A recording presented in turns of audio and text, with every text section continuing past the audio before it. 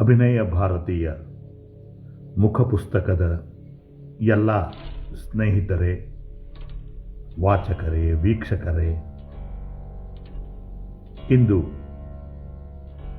ನಾನು ನಿಮ್ಮ ಎದುರಿಗೆ ಬರ್ತಾ ಇರೋದು ಬಹಳ ಆಕಸ್ಮಿಕವಾದದ್ದು.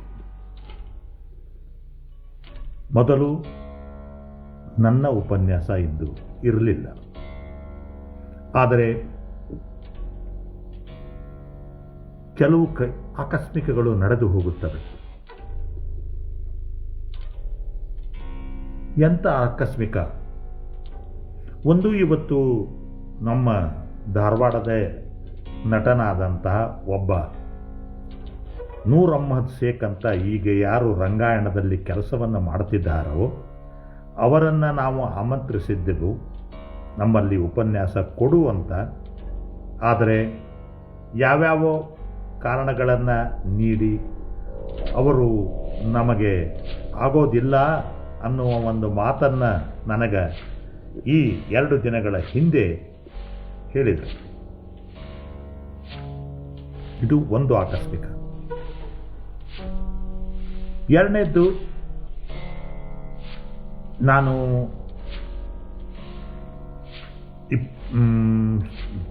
ಈಗ 3-4 ದಿನಗಳ ಹಿಂದೆ ರಾತ್ರಿ ನಮ್ಮ ಮಿತ್ರರಲ್ಲಿ ಒಬ್ಬರಾದಂತಹ ರಂಗಭೂಮಿಯ ಬಗ್ಗೆ ಆಸಕ್ತಿಗಳನ್ನು, ಕನಸುಗಳನ್ನು ಬಹಳ ಇಟ್ಟುಕೊಂಡಂತಹ ನಮ್ಮ ಮಿತ್ರ ಸುಧೀಂದ್ರ ಹಂಚಿನಮನಿಯವರ ಜೊತೆ ಲೋಕಾಭಿರಾಮವಾಗಿ ಮಾತನಾಡ್ತಿದ್ದೆ. ಅಷ್ಟೇ ಅಲ್ಲ, ಈ ಬರುವ ಶನಿವಾರ ಶ್ರೀಮತಿಯವರು ವಿನೂತ ಹಂಚಿನಮನಿಯವರು ಬರೆದಂಥ ನಾಟಕ ಪಂಚಕನ್ಯಾ ಸ್ಮರೇ ನಿತ್ಯಂ, ಈ ನಾಟಕದ ಲೈವ್ ಶೋ ಇದು ಈಗಾಗಲೇ ಆಗಿದ್ದು ಅದರ ಬಗ್ಗೆ ಒಂದಿಷ್ಟು ಮಾತು. ಹೀಗೆ ಎಲ್ಲ ಮಾತನಾಡ್ತಾ ಅವರು ಅಭಿನಯ ಭಾರತಿ ದಿನೇ ತಿಂಗಳಿನಿಂದ ತಿಂಗಳಿಗೆ ಪಡೆಯುತ್ತಿರುವಂಥ ಒಂದು ಜನಪ್ರಿಯತೆಗೆ ಅವರು ಬಹಳ ಇಂಪ್ರೆಸಿವ್ ಆಗಿ ಮಾತನಾಡಿದರು. ಅಷ್ಟೇ ಅಲ್ಲ, ಅವರು ಒಂದು ಮಾತು ಹೇಳಿದರು ನನಗೆ, ಕುಲಕರ್ಣಿಯವರ, ನಾನು ರಂಗಭೂಮಿಯ ಸಂಘಟನೆಯ ಬಗ್ಗೆ ಮಾತನಾಡಬೇಕು ಅಂತ ಮಾಡಿದ್ದೇನೆ, ಅದಕ್ಕೆ ನನಗೆ ಯಾವಾಗಲಾದರೂ ಒಂದು ಅವಕಾಶವನ್ನು ಕಲ್ಪಿಸಿ. ನಾನೇನು ಹೇಳಿದೆ, ನೀವಾಗೆ ಮುಂದೆ ಬರ್ತಿದ್ದರೆ ವಿ ಆರ್ ಎವರ್ ರೆಡಿ, ದಯವಿಟ್ಟು ಮಾಡೋಣ. ಆದರೆ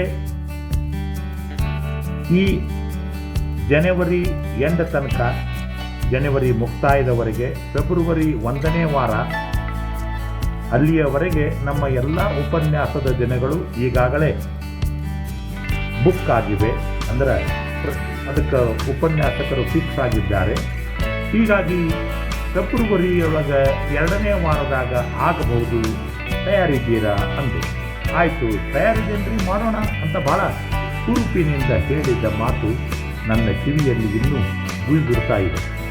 ರಂಗಭೂಮಿ, ರಂಗ ಸಂಘಟನೆಯ ಬಗ್ಗೆ ಅವರು ಮಾತನಾಡುವವರಿದ್ದರು. ಆ ಬಗ್ಗೆ 1-2 ವಿಚಾರಗಳನ್ನು ನಾವು ಫೋನ್ನಲ್ಲಿ ಹಾಗೆ ಹೀಗೆ ಮಾತನಾಡಿದ್ವಿ. ನಾನು ಎಸ್ ಅಂತ ಹೇಳಿದ್ದೆ, ಡೇಟ್ ಕೊಟ್ಟಿದ್ದಿಲ್ಲ. ಮರುದಿನ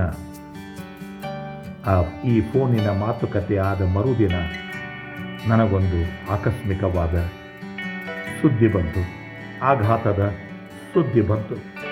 ನಮ್ಮ ಬೆಳಗಾವಿಯ ಗೆಳೆಯ ಡಾಕ್ಟರ್ ಅರವಿಂದ್ ಎಲ್ ಕುಲಕರ್ಣಿಯವರು ಫೋನ್ ಮಾಡಿ, ಓ ಕುಲಕರ್ಣಿಯವರ, ನಿಮಗೆ ಗೊತ್ತದನ ಇಲ್ಲೋ, ಇವತ್ತು ಹೀಗಾಗಿ NTTF ಸ್ಟಾಪ್ ಹತ್ತಿರ ಚಿಗರಿ ಬಸ್ಸು ಡ್ಯಾಶ್ ಹೊಡೆದು ಸುಧೀಂದ್ರ ಹಂಚಿನಮನಿಯವರು ಕಾಲವಶರಾಗಿದ್ದಾರೆ ಅಂತ ಹೇಳಿದಾಗ ನನಗೆ ನಿಜವಾಗಿಯೂ ನಂಬಲಿಕ್ಕೆ ಆಗಲಿಲ್ಲ. ಆಘಾತ, ಆಶ್ಚರ್ಯ. ಏನಪ್ಪ, ಹಿಂದಿನ ರಾತ್ರಿ ನಾನು ಸುಮಾರು ತಾಸುಗಟ್ಟಲೆ ಮಾತನಾಡಿದ ವ್ಯಕ್ತಿ ಇವತ್ತು ನನ್ನ ಜೊತೆ ಇಲ್ಲ ಅನ್ನೋದು ಬಹಳ ವಿಷಾದವನ್ನು ತಂದುಕೊಟ್ಟು ಮತ್ತು ನಾನು ಹೇಳಿದ ಮಾತು ಸಹಿತ ಫೆಬ್ರವರಿ ಸುಮಾರು ನಿಮ್ಮ ಉಪನ್ಯಾಸವನ್ನು ಮಾಡೋಣ ಅಂತ ಹೇಳಿದ್ದು ಒಂಥರ ಅನಿಸ್ತು. ಹೆಂಗಂದ್ರೆ ಮಳೆ ನಿಂತು ಹೋದ ಮೇಲೆ ಹನಿ ಒಂದು ಮೂಡಿತ್ತು, ಮಾತೆಲ್ಲ ಮುಗಿದು ಹೋದ ಮೇಲೆ ಧ್ವನಿ ಒಂದು ಕಾಡಿತ್ತು ಅಂತ ಒಂದು ಸಿನಿಮಾದ ಹಾಡು ನೆನಪಾದ. ಮಾತೆಲ್ಲ ಮುಗಿದು ಹೋದ ಮೇಲೆ ಆ ಧ್ವನಿಯ ಕಾಡುತ್ತಿರುವ ಪರಿಣಾಮವಾಗಿ ಇವತ್ತು ನಾನು ನಿಮ್ಮ ಎದುರಿಗೆ ಬರಬೇಕಾಗ್ತದೆ. ಅವರಿಗೆ ಹೇಳಿದ್ದನ್ನು ನಮ್ಮ ಕೈಯಲ್ಲಿ ಇರಲಾರದ ಕಾರಣಗಳಿಗಾಗಿ ಉಳಿಸ್ಕೊಳ್ಳಿಕ್ಕಾಗಲಿಲ್ಲ. ಫೆಬ್ರವರಿ ಅಂತ ಹೇಳಿದ್ದೆ ನಾನು. ಅಷ್ಟ್ರಾಗ ವಿಧಿ ಎಲ್ಲ ತನ್ನದೇ ಆದ ಒಂದು ಆಟವನ್ನು ಆಡ್ತದೆ ಅನ್ನೋದು ನಮ್ಮ ಮನಸ್ಸಿನಲ್ಲಿ ಕನಸಿನಲ್ಲಿಯೂ ಸಹಿತ ಇರಲಿಲ್ಲ. ಇಂತಹ ದುರ್ಮರಣ ಬರಬಾರ್ದು. ಏನೋ ರ್ಯಾಶ್ ಆಗಿ ಇವರೇ ಡ್ರೈವಿಂಗ್ ಮಾಡ್ತಿದ್ದು, ಆದರೆ ತಮ್ಮದಲ್ಲದ ತಪ್ಪಿಗೆ ವಿನಾಕಾರಣವಾಗಿ ಈ ರೀತಿ ಆಗೋದು, ಇದನ್ನು ಯಾರಿಗೂ ನೋಡಲಿಕ್ಕೂ ಆಗೋದಿಲ್ಲ, ಕೇಳಲಿಕ್ಕೂ ಆಗೋದಿಲ್ಲ. ಇದು ಯಾರು ಏನೇ ಹೇಳಲಿ ಸಾವು ಸಾವೇ. ಮತ್ತೆ ಯಾವ ಸರ್ಕಾರದ BRTS ಜೀವವನ್ನು ತಂದುಕೊಡಲಿಕ್ಕೆ ಸಾಧ್ಯವಿಲ್ಲ.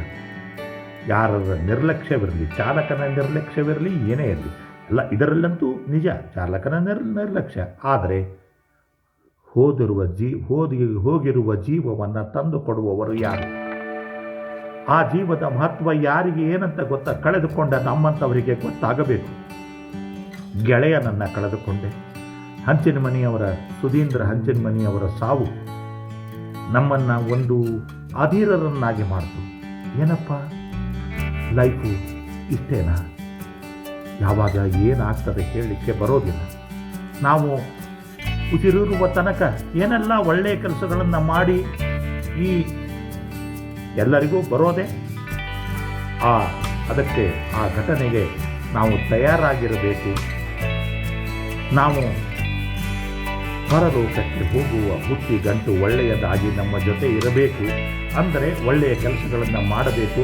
ಆದಷ್ಟು ಎಷ್ಟು ಸಾಧ್ಯವಿದೆಯೋ ಅಷ್ಟು ಮಾಡಲಿಕ್ಕೆ ಪ್ರಯತ್ನ ಮಾಡಬೇಕು. ಯಾವುದು ಖಚಿತವಲ್ಲ, ನಿಶ್ಚಿತವಲ್ಲ. ಇವತ್ತು ಇದ್ದೇವೆ. ನಾಳೆ ಬೆಳಿಗ್ಗೆ ನಾವು ಜೀವಂತವಾಗಿ ಎದ್ದರೆ ದೇವರಿಗೆ ಅಭಿನಂದನೆ, ಕೃತಜ್ಞತೆಗಳನ್ನು ಸಲ್ಲಿಸಲೇಬೇಕು. ಮತ್ತು ಪ್ರತಿ ಮಾತಿನಲ್ಲಿ ತಾಸುಗಳನ್ನು ನಾವು ಕಳೆದುಕೊಳ್ತಾ ಇದ್ದೇವೆ. ನಮ್ಮ ಜೀವನದ ಒಂದು ಬಹಳ ಮುಖ್ಯವಾದ ಕಾಲಘಟ್ಟದಲ್ಲಿ ಅದಕ್ಕಾಗಿ ಮಾಡುವ ಪ್ರತಿಯೊಂದು ಒಳ್ಳೆಯ ಕೆಲಸ ನಾವು ಈಗಲೇ ಈ ಕ್ಷಣವೇ ಮಾಡಬೇಕು ಅಂತ ನಾನು ಜ್ಯೋತಿ ಜೊತೆ ಮಾತನಾಡಿದೆ. ಹೀಗೊಂದು ಅವರದ್ದೊಂದು ಆಸೆ ಇತ್ತು. ಓಕೆ, ಆ ಆಸೆಯನ್ನು ಮಾಡುವುದರ ಮುಖಾಂತರ, ಅಂದರೆ ಪೂರ್ಣ ಮಾಡುವುದರ ಮುಖಾಂತರ ಅವರು ಇವತ್ತು ನಿಮ್ಮ ಜೊತೆ ಮಾತನಾಡ್ತಾ ಇಲ್ಲ.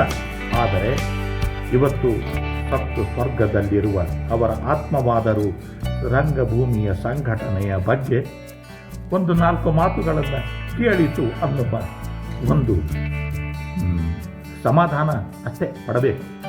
ಇದನ್ನು ಬಿಟ್ಟರೆ ನಮ್ಮಂಥವರಿಗೆ ಬೇರೆ ಗತಿ ಇಲ್ಲ. ನಾನು ಹಾಗೆ ಮೆಲುಕು ಹಾಕ್ತಿದ್ದೆ.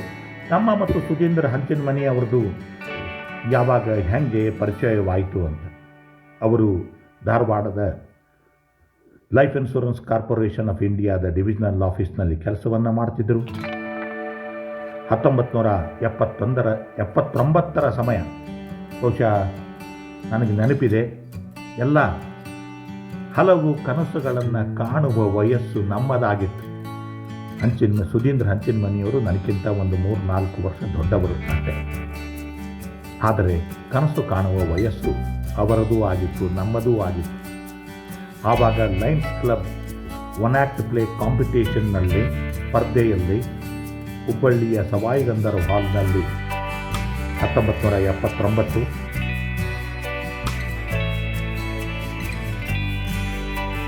1979 ಶ್ರೀರಂಗರ 1 ಆ್ಯಕ್ಟ್ ಪ್ಲೇಯನ್ನು ಮಾಡಿ ಹರ್ಷ ಡಂಬಳವರ ನಿರ್ದೇಶನದಲ್ಲಿ ಮಾಡಿ ಅದು ಹಲವಾರು ಬಹುಮಾನಗಳನ್ನು ಗೆದ್ದದ್ದು ಇನ್ನೂ ನನ್ನ ಕಣ್ಣು ಮುಂದೆ ಇದೆ. ಅದರಲ್ಲಿ ಸುಧೀಂದ್ರ ಹಂಚಿನಮನಿಯವರದು ಪ್ರಮುಖವಾದ ಪಾತ್ರ ಇತ್ತು. ಅಂದಿನಿಂದ ಅವರು ರಂಗಭೂಮಿಯ ಚಟುವಟಿಕೆಗಳಲ್ಲಿ ಹೆಚ್ಚು ಹೆಚ್ಚು ಆಸಕ್ತಿಗಳನ್ನು ತಗೊಳ್ಳುತ್ತಾ ಇದ್ದರು. ತಮ್ಮ LIC ಆಫೀಸಿನ ಮುಖಾಂತರ ಅಲ್ಲಿರುವ ಸಾಕಷ್ಟು ಕಲಾವಿದರು ಇವರ ಜೊತೆ ಕೆಲಸವನ್ನು ಮಾಡ್ತಾ ಇರುವವರೆಲ್ಲರಿಗೂ ನಾಟಕದ ಹುಚ್ಚನ್ನು, ಅಭಿನಯದ ಹುಚ್ಚನ್ನು ಹಚ್ಚಿದರು. ಅವರು ಕೆರೂರವರು ಇರ್ಬೋದು, ಶಿರಹಟ್ಟಿಯವರು ಇರ್ಬೋದು, ನಾಡಿಗೆಯವರು ಇರ್ಬೋದು, ಅಗಳಗಟ್ಟಿಯವರು ಇರ್ಬೋದು, ಯಾರೋ ಇನ್ನು ಸಾಕಷ್ಟು ಜನ LIC ಒಳಗಿದ್ದವರು ಎಲ್ಲರೂ ತರುಣರಿದ್ದರು ಆವಾಗ. ಹೀಗಾಗಿ ಬಹಳ ಸಹಜವಾಗಿ LIC ಸಾಂಸ್ಕೃತಿಕ ಚಟುವಟಿಕೆಗಳ, ನಾಟಕದ ಚಟುವಟಿಕೆಗಳ ಒಂದು ಕೇಂದ್ರವಾಗಿತ್ತು. ಅಲ್ಲಿಂದನೇ ಇನ್ನೊಬ್ಬರು, ಅವರ ಹೆಸರು ಕಾಂಚನ್ ನೀಲೇಕಣಿ, ಆಮೇಲೆ ಕಾಮತ್, ಇವರೆಲ್ಲ ಸಾಕಷ್ಟು ಜನ ಇದ್ದರು. ಅವರೆಲ್ಲ LICಯಲ್ಲಿ ಕೆಲಸವನ್ನು ಮಾಡ್ತಿದ್ರು, ನಾಟಕವನ್ನು ಮಾಡ್ತಿದ್ರು. ನಾವು ನಾಟಕವನ್ನು ಮಾಡ್ತಿದ್ವಿ. ಇಡೀ ಆವಾಗಿನ 80ರ ದಶಕದ ಆರಂಭದಲ್ಲಿ ಇಡೀ ಮಹಾನಗರ ಸಾಂಸ್ಕೃತಿಕ ಚಟುವಟಿಕೆಗಳ ಒಂದು ನಾಟಕ ಅಂತ ಬಂದು ಹತ್ತಿತ್ತು. ಅಷ್ಟು ಸ್ಪರ್ಧಾತ್ಮಕವಾದ ರೀತಿಯಲ್ಲಿ ಮಾಡ್ತಿತ್ತು. ನಂತರ ನನ್ನ ಮತ್ತು ಹಂಚಿನಮನಿಯವರ ಒಂದು ಭೇಟಿ ಸಮಾಗಮ ಆದದ್ದು ಇಂದುಹಾಸ್ ದೇವರವರ ನಿರ್ದೇಶನದ GV ಜೋಶಿಯವರ ಕದಡಿದ ನೀರು ನಾಟಕ. ಕದಡಿದ ನೀರು ನಾಟಕದಲ್ಲಿ ನಾನು ಮುಖ್ಯ ಪಾತ್ರ ಶಿವಪ್ಪನ ಪಾತ್ರವನ್ನು ಮಾಡ್ತಿದ್ದೆ. ಆವಾಗ ನನಗೆ ನಂತರ ಮಟ್ಟಿಗೆ 26-27 ವಯಸ್ಸಿತ್ತು. ಇವರು ನನ್ನ ಮಗ ಶಂಕರನ ಪಾತ್ರವನ್ನು ಮಾಡ್ತಿದ್ದರು. ಅವುಗಳ ಪ್ರಯೋಗವನ್ನು ಬಹಳ ಯಶಸ್ವಿಯಾಗಿ ಮಾಡಿದ್ದು ನನಗೆ ನೆನಪದು. ಅವ್ರ ಜೊತೆ ಕಾಲ ಕಳೆದ ಆ ರಿಹರ್ಸಲ್ ಸಮಯಗಳು, ಅವರ ಶಿಸ್ತು ಪರಿಪಾಲನೆ, ಅಚ್ಚುಕಟ್ಟುತನ ನನ್ನ ಮನಸ್ಸಿನಲ್ಲಿ ಇನ್ನೂ ಇದೆ. ನಂತರ ಇನ್ನೊಂದು ನಾಟಕ ಬಂತು ಅವ್ರ ಜೊತೆ ನನಗೆ ಮಾಡುವಂಥದ್ದು.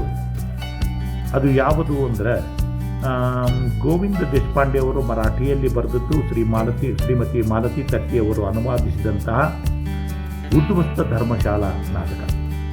ಉದ್ವಸ್ತ ಧರ್ಮಶಾಲಾ ನಾಟಕದಲ್ಲಿ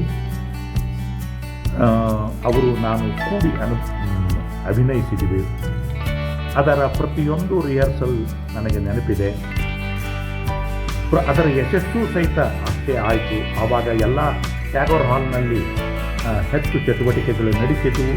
ಈಗ ಟ್ಯಾಗೋರ್ ಹಾಲು ತನ್ನ ಸಾಂಸ್ಕೃತಿಕ ನೆಲೆಗಳನ್ನೇ ಮರೆತು ಹೋಗಿದೆ. ಅದು ಆ ಮಾತು ಬೇರೆ. ಆದರೆ ಟ್ಯಾಗೋರ್ ಹಾಲ್ ಸಾಕಷ್ಟು ಸಾಂಸ್ಕೃತಿಕ ತುಡಿತ ಮಿಡಿತಗಳಿಗೆ ಸಾಕ್ಷಿಯಾದಂತಹ ಒಂದು ದಿನ ಅದಾಗಿತ್ತು. ಆ ದಿನಗಳಾಗಿದ್ದು ಆಮೇಲೆ ಏನಾಯಿತು, ಸದ್ದು ಶಾಂತತಾ ಕೋರ್ಟ್ ಚಾಲು ಆಹೆ, ಕೋರ್ಟ್ ಚಾಲು ಇದೆ ಅನ್ನೋದು ಇನ್ನೊಂದು ನಾಟಕ. ಹೀಗೆ ನಾಟಕದಿಂದ ನಾಟಕಕ್ಕೆ ನಮ್ಮ ಮತ್ತು ಅವರ ನಡುವೆ ಸ್ನೇಹ ಜಾಸ್ತಿ ಆಯಿತು, ಸ್ಪರ್ಧೆಯೂ ಜಾಸ್ತಿ ಆಯಿತು. ಯಾರು ಉತ್ತಮವಾದ ಅಭಿನಯವನ್ನು ಮಾಡಬಲ್ಲರು ಅನ್ನುವಂಥದ್ದು. ಯಾಕಂದರೆ ನಮಗಿಂತ ಒಂದು 3-4 ವರ್ಷ ದೊಡ್ಡವರಿದ್ದರೂ ಸಹಿತ ಆ ಓರಿಗೆದವರಾಗಿದ್ದಕ್ಕೆ ಒಂದು ಸ್ಪರ್ಧಾತ್ಮಕ ಮನೋಭಾವ ನಮ್ಮ ಅಭಿನಯಗಳನ್ನು ಹೆಚ್ಚು ಪುಟಕ್ಕಿಟ್ಟ ಬಂಗಾರದಂತೆ ಮಾಡಿತು ಅಂತ ಒಮ್ಮೊಮ್ಮೆ ಅನಿಸ್ತು. ಓಕೆ, ಈಗ ಬಂದರೆ ಇವೆಲ್ಲ ಏನು, ಇವುಗಳೆಲ್ಲದರ ಅರ್ಥ ಕೊನೆಗೆ ಏನಾಯ್ತಲ್ಲ ಅನ್ನುವಂಥ ಒಂದು ಮಾತು ಬರ್ತದೆ, ಭಾವನೆ ಬರ್ತದೆ. ನಂತರ ಅವರು LIC ಒಳಗೆ ಕೆಲಸ ಮಾಡ್ಕೋತ ತಮ್ಮ ವೃತ್ತಿಯಲ್ಲಿ ಮುಂದುವರಿತಾ ಅವರು ಎಲ್ಲೇ ಹೋಗಲಿ, ಅವರು ಬೆಂಗಳೂರಿಗೆ ಹೋದರು, ಹೈದರಾಬಾದಿಗೆ ಹೋದರು, ಎಲ್ಲ ಕಡೆ ಹೋದಲ್ಲೆಲ್ಲ ಉತ್ತಮ ಕೆಲಸವನ್ನು ಮಾಡಿ ಹೆಸರು ಗಳಿಸಿದರು, ಜನಪ್ರಿಯರಾದರು. ನಂತರ ನಿವೃತ್ತಿಯ ನಂತರ ಇಲ್ಲಿ ಬಂದರು. ಆವಾಗ ಎಷ್ಟೋ ರಂಗಭೂಮಿಯ ಒಂದು ಶಾಲ್ಮಲೆಯಲ್ಲಿ ಸಾಕಷ್ಟು ನೀರು ಹರಿದಿತ್ತು, ಗುಪ್ತಗಾಮಿನಿಯಾಗಿತ್ತು. ಅದನ್ನೆಲ್ಲ ಅರ್ಥ ಮಾಡಿಕೊಂಡ ಅವರು ತಮ್ಮ ಅಣ್ಣ ಅವರ ಕಾಲೇಜಿನಲ್ಲಿ ಅಧ್ಯಕ್ಷರಾಗಿ ಆಡಳಿತವನ್ನು ನಿರ್ವಹಿಸುತ್ತಿದ್ದರು. ಆದರೆ ಅಭಿನಯ ಭಾರತಿಗೆ ಅವರು ಯಾವಾಗಲೂ ತಮ್ಮ ಸಹಾಯ ಹಸ್ತವನ್ನು ಚಾಚಿದ್ರು ಅಂತ ಈ ಮೂಲಕ ನಾನು ಹೇಳಲಿಕ್ಕೆ ಬಯಸ್ತೇನೆ. ನೋಡ್ರಿ ಕುಲಕರ್ಣಿ, ನನಗೆ ಈಗ ಮಾಡಲಿಕ್ಕೆ ಆಗುವಲ್ತು, ಇವೆಲ್ಲ ಕಾರ್ಯ ಬಾಹುಲ್ಯ, ನೀವು ಇನ್ನೂ ಹುರುಪಿಟ್ಕೊಂಡು ಮಾಡ್ಲಿಕ್ಕೆ ಹತ್ತಿರಲ್ಲ, ಅದಕ್ಕೆ ನಿಮ್ಮನ್ನು ಮೆಚ್ಚಬೇಕು ಅಂತ ಹೇಳಿ ಅವರು ತಮಗಾದಂಥ ಸಹಾಯವನ್ನು ಆವಾಗ ಕಾಲಕ್ಕೆ ತಕ್ಕಂತೆ ಮಾಡ್ತಿದ್ರು. ಇವತ್ತು ಅವರು ನಮ್ಮ ಜೊತೆ ಇಲ್ಲ. ನಮ್ಮ ಜೊತೆ ಇಲ್ಲ ಅಂದ್ರೆ ಈಗ ಅವರು ಜೊತೆ ಮಾಡಿದಂತಹ ದಿನಗಳು ಇನ್ನೂ ನೆನಪಿನಲ್ಲಿ ಮಾತ್ರ ಇದೆ. ಇಷ್ಟು ಬೇಗ ಅವರು ಹೋಗ್ತಾರ ಅಂತ ನಾವಂತೂ ಭಾವಿಸಿರಲಿಲ್ಲ. ಈ ರೀತಿ ದುರ್ಮರಣಕ್ಕೆ ಈಡಾಗ್ತಾರ ಅಂತ ಅನಿಸಿರಲಿಲ್ಲ. ಆದರೆ ವಿಧಿ ನಮಗಿಂತ ಹೆಚ್ಚು ಸ್ಟ್ರಾಂಗ್ ಸ್ವಾಮಿ. ಅದು ಯಾರನ್ನು ಮ್ಯಾನ್ ಪ್ರಪೋಸಸ್ ಗಾಡ್ ಡಿಸ್ಪೋಸಸ್ ಅಂತ ಹೀಗೆ ಒಂದು ಇದು ನಾನು ಇವತ್ತು ನನ್ನ ನುಡಿ ನಮನದಲ್ಲಿ ಏನು ಹೇಳಬೇಕು ಅಂತ ಮಾಡಿದ್ದೆ. ನಮ್ಮ ಮತ್ತು ಅವರದ ಅಭಿನಯ ಭಾರತೀಯ ಜೊತೆ ಅವರ ಒಡನಾಟ, ಅವರ ರಂಗಗಳು ಇವು ರಿಟೈರ್ ಆಗಿ ಬಂದಾಗೂ ಸಹಿತ ಅವರಲ್ಲಿ ಆ ಆಸಕ್ತಿಗಳು ಇನ್ನೂ ಹೆಚ್ಚು ಸಾಂದ್ರವಾಗಿದ್ದವು. ಆದರೆ ಇನ್ನು ಅವರು ತಮ್ಮ ಎಲ್ಲ ರಂಗಭೂಮಿಯ ಸಂಘಟನೆಯ ಅನುಭವಗಳನ್ನು ಅವರು LIC ಒಳಗೆ ಮ್ಯಾನೇಜ್ಮೆಂಟ್ ಕ್ಲಾಸುಗಳನ್ನು ತಗೋತಿದ್ರು. ಹೀಗಾಗಿ ಅವರಿಗೆ ಆ ಒಂದು ಮ್ಯಾನೇಜ್ಮೆಂಟ್ ಔಟ್ಲುಕ್ ಮತ್ತು ಆರ್ಗನೈಜೇಷನಲ್ ಮ್ಯಾನೇಜ್ಮೆಂಟ್ ಬಗ್ಗೆ ಆಸಕ್ತಿಗಳು ಬಹಳ ಇದ್ದವು. ಅದಕ್ಕಾಗಿ ಅವರು ಇಂಥ ವಿಷಯದ ಬಗ್ಗೆ ಮಾತನಾಡ್ತೀನಿ ಅಂತಂದರು. ನಾವು ಸಹಿತ ಎಸ್ ಅಂದ್ಬಿಟ್ಟು. ಆದರೆ ಮೌನದ ಧ್ವನಿಯೇ ನಮಗೆ ಕಾಡಿತ್ತು. ಇಂದು ಆ ನಿರವತೆಯ ಮೌನ ನಮಗೆ ಕಾಡ್ತಾ ಇದೆ. ಆದರೆ ನಿಮಗೂ ಗೊತ್ತಿದೆ, ನಾವೆಲ್ಲ ಕಲಾವಿದರು. ಶೋ ಮಸ್ಟ್ ಗೋ ಆನ್ ಅಂತ ಬಲವಾಗಿ ನಂಬಿದವು. ಯಾರು ಏನೇ ಬರಲಿ, ಗೋವಿಂದನ ದಯ ಬಂದಿರಲಿ, ಶೋ ಮಸ್ಟ್ ಗೋ ಆನ್ ಅನ್ನುವ ದೃಷ್ಟಿಯಿಂದ ಇವತ್ತು ನಾನು ನಿಮ್ಮೆದುರಿಗೆ ಬಂದು ಸಂಘಟನೆಯ ಬಗ್ಗೆ ಮಾತನಾಡ್ತಾ ಇದ್ದೇನೆ. ಅವರಿಗೆ ನೆನೆಸಿಕೊಂಡು ಈ ನುಡಿ ನಮನಗಳನ್ನು ಅವರಿಗೇ ಅರ್ಪಿಸ್ತಾ ರಂಗಭೂಮಿ ರಂಗ ಸಂಘಟನೆಯ ಬಗ್ಗೆ 4 ಮಾತುಗಳನ್ನು ನನಗೆ ತಿಳಿದಂತೆ ಹೇಳ್ತೀನಿ. ಇವು ಎಕ್ಸಾಕ್ಟ್ಲಿ ಅವರು ವಿಚಾರ ಮಾಡಿದ್ದೇ ಅಂತ ಅಲ್ಲ, ಆದರೆ ರಂಗಭೂಮಿಯ ಸಂಘಟನೆಯ ಬಗ್ಗೆ, ರಂಗ ಸಂಘಟನೆಯ ಬಗ್ಗೆ ಏನೆಲ್ಲ ವಿಚಾರಗಳನ್ನು ನಾವು ಇವತ್ತು ಹಂಚಿಕೊಳ್ಳಲಿಕ್ಕೆ ಸಾಧ್ಯ ಉಂಟು ಅದನ್ನು ನೋಡಿಕೊಂಡು ಇವತ್ತು ರಂಗಭೂಮಿ ಮತ್ತು ರಂಗ ಸಂಘಟನೆ ಇದರಲ್ಲಿ ಯಾವುದು ಈಸಿ, ಯಾವುದು ಸರಳ ಅಂತ ಕೇಳಿದರೆ ರಂಗಭೂಮಿ ಸಂಘಟನೆ ಸಾಧ್ಯವೇ ಅಥವಾ ರಂಗ ಸಂಘಟನೆ ಸಾಧ್ಯವೇ?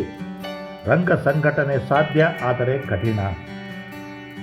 ಇನ್ನು ಇದು ಏನ್ರಿ,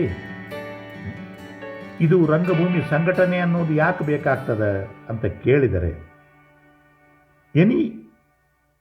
ವಾಟ್ ಈಸ್ ಆರ್ಗನೈಜೇಷನ್ ಅಂತ ಒಂದು ಮಾತು ಬರ್ತದೆ.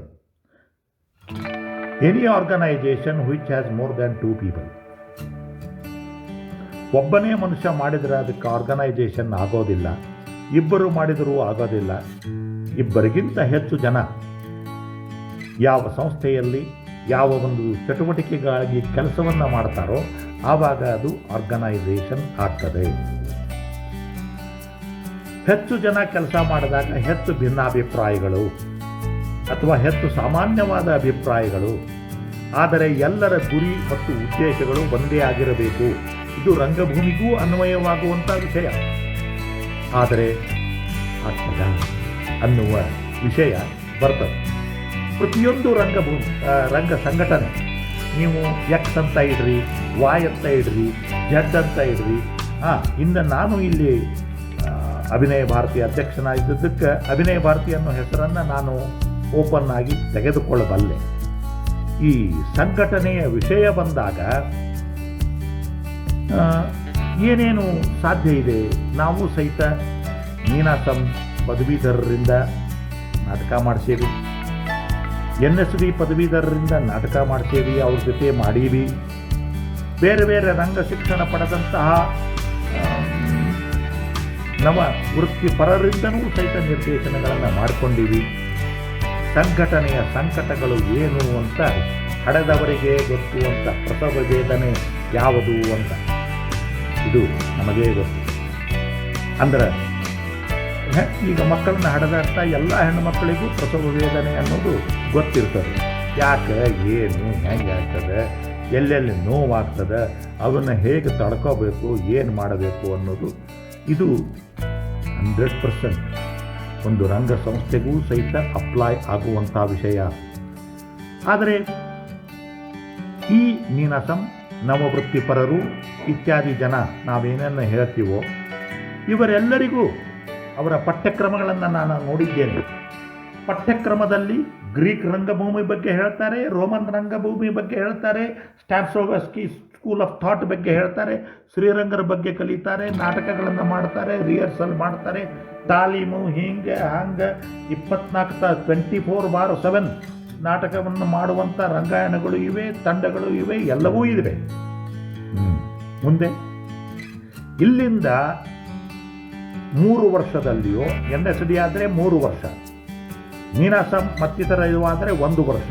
ಈ 1 ವರ್ಷದಲ್ಲಿ ನಟನೆಗೆ ಮೈಚಳಿ ಬಿಟ್ಟು ಒಂದು ಸ್ವಲ್ಪ ನಟಿಸುತ್ತಾ ಒಂದು ಸ್ವಲ್ಪ ನಾಟಕದ ರಂಗದ ಬಗ್ಗೆ ತಿಳಿದುಕೊಂಡು ಹೊರಗೆ ಬಂದಂಥ ಎಲ್ಲರಿಗೂ ಸಂಘಟನೆ ಹೆಂಗೆ ನಡೀತದೆ ಅನ್ನೋದರ ಬಗ್ಗೆ ಅರಿವಿರೋದಿಲ್ಲ. ಸಂಘಟನೆ ಮಾಡಬೇಕಾದಾಗ ನೈತಿಕವಾದ ಜವಾಬ್ದಾರಿಗಳು ಏನೇನಿರ್ತದೆ. ನಾನು ಪ್ರೊಫೆಷ್ನಲ್, ಇದು ಇಷ್ಟೇ ನನ್ನ ಕೆಲಸ, ಇದು ನನ್ನ ಮಾಡೋದು, ನೀವೇನೇನು ಮಾಡ್ತೀರೋ ಗೊತ್ತಿಲ್ಲ, ನನಗೆ ಇವತ್ತು 10,000 ಬೇಕು, ನಾಳೆ 20,000 ಬೇಕು, ನಾಳೆ ನನಗೆ ನಿಮಗೊಂದು ಉದಾಹರಣೆ ಹೇಳ್ತೇನೆ, ಅದು ಸಾಕು. ನಾಳೆ ನಾಟಕ ಪ್ರದರ್ಶನವಿದೆ, ಸ್ಟೇಜಿನ ಮೇಲೆ ಕಟ್ಟಲಿಕ್ಕೆ ನನಗೆ ಹೊಸ ಟೇಪುಗಳು ಬೇಕು.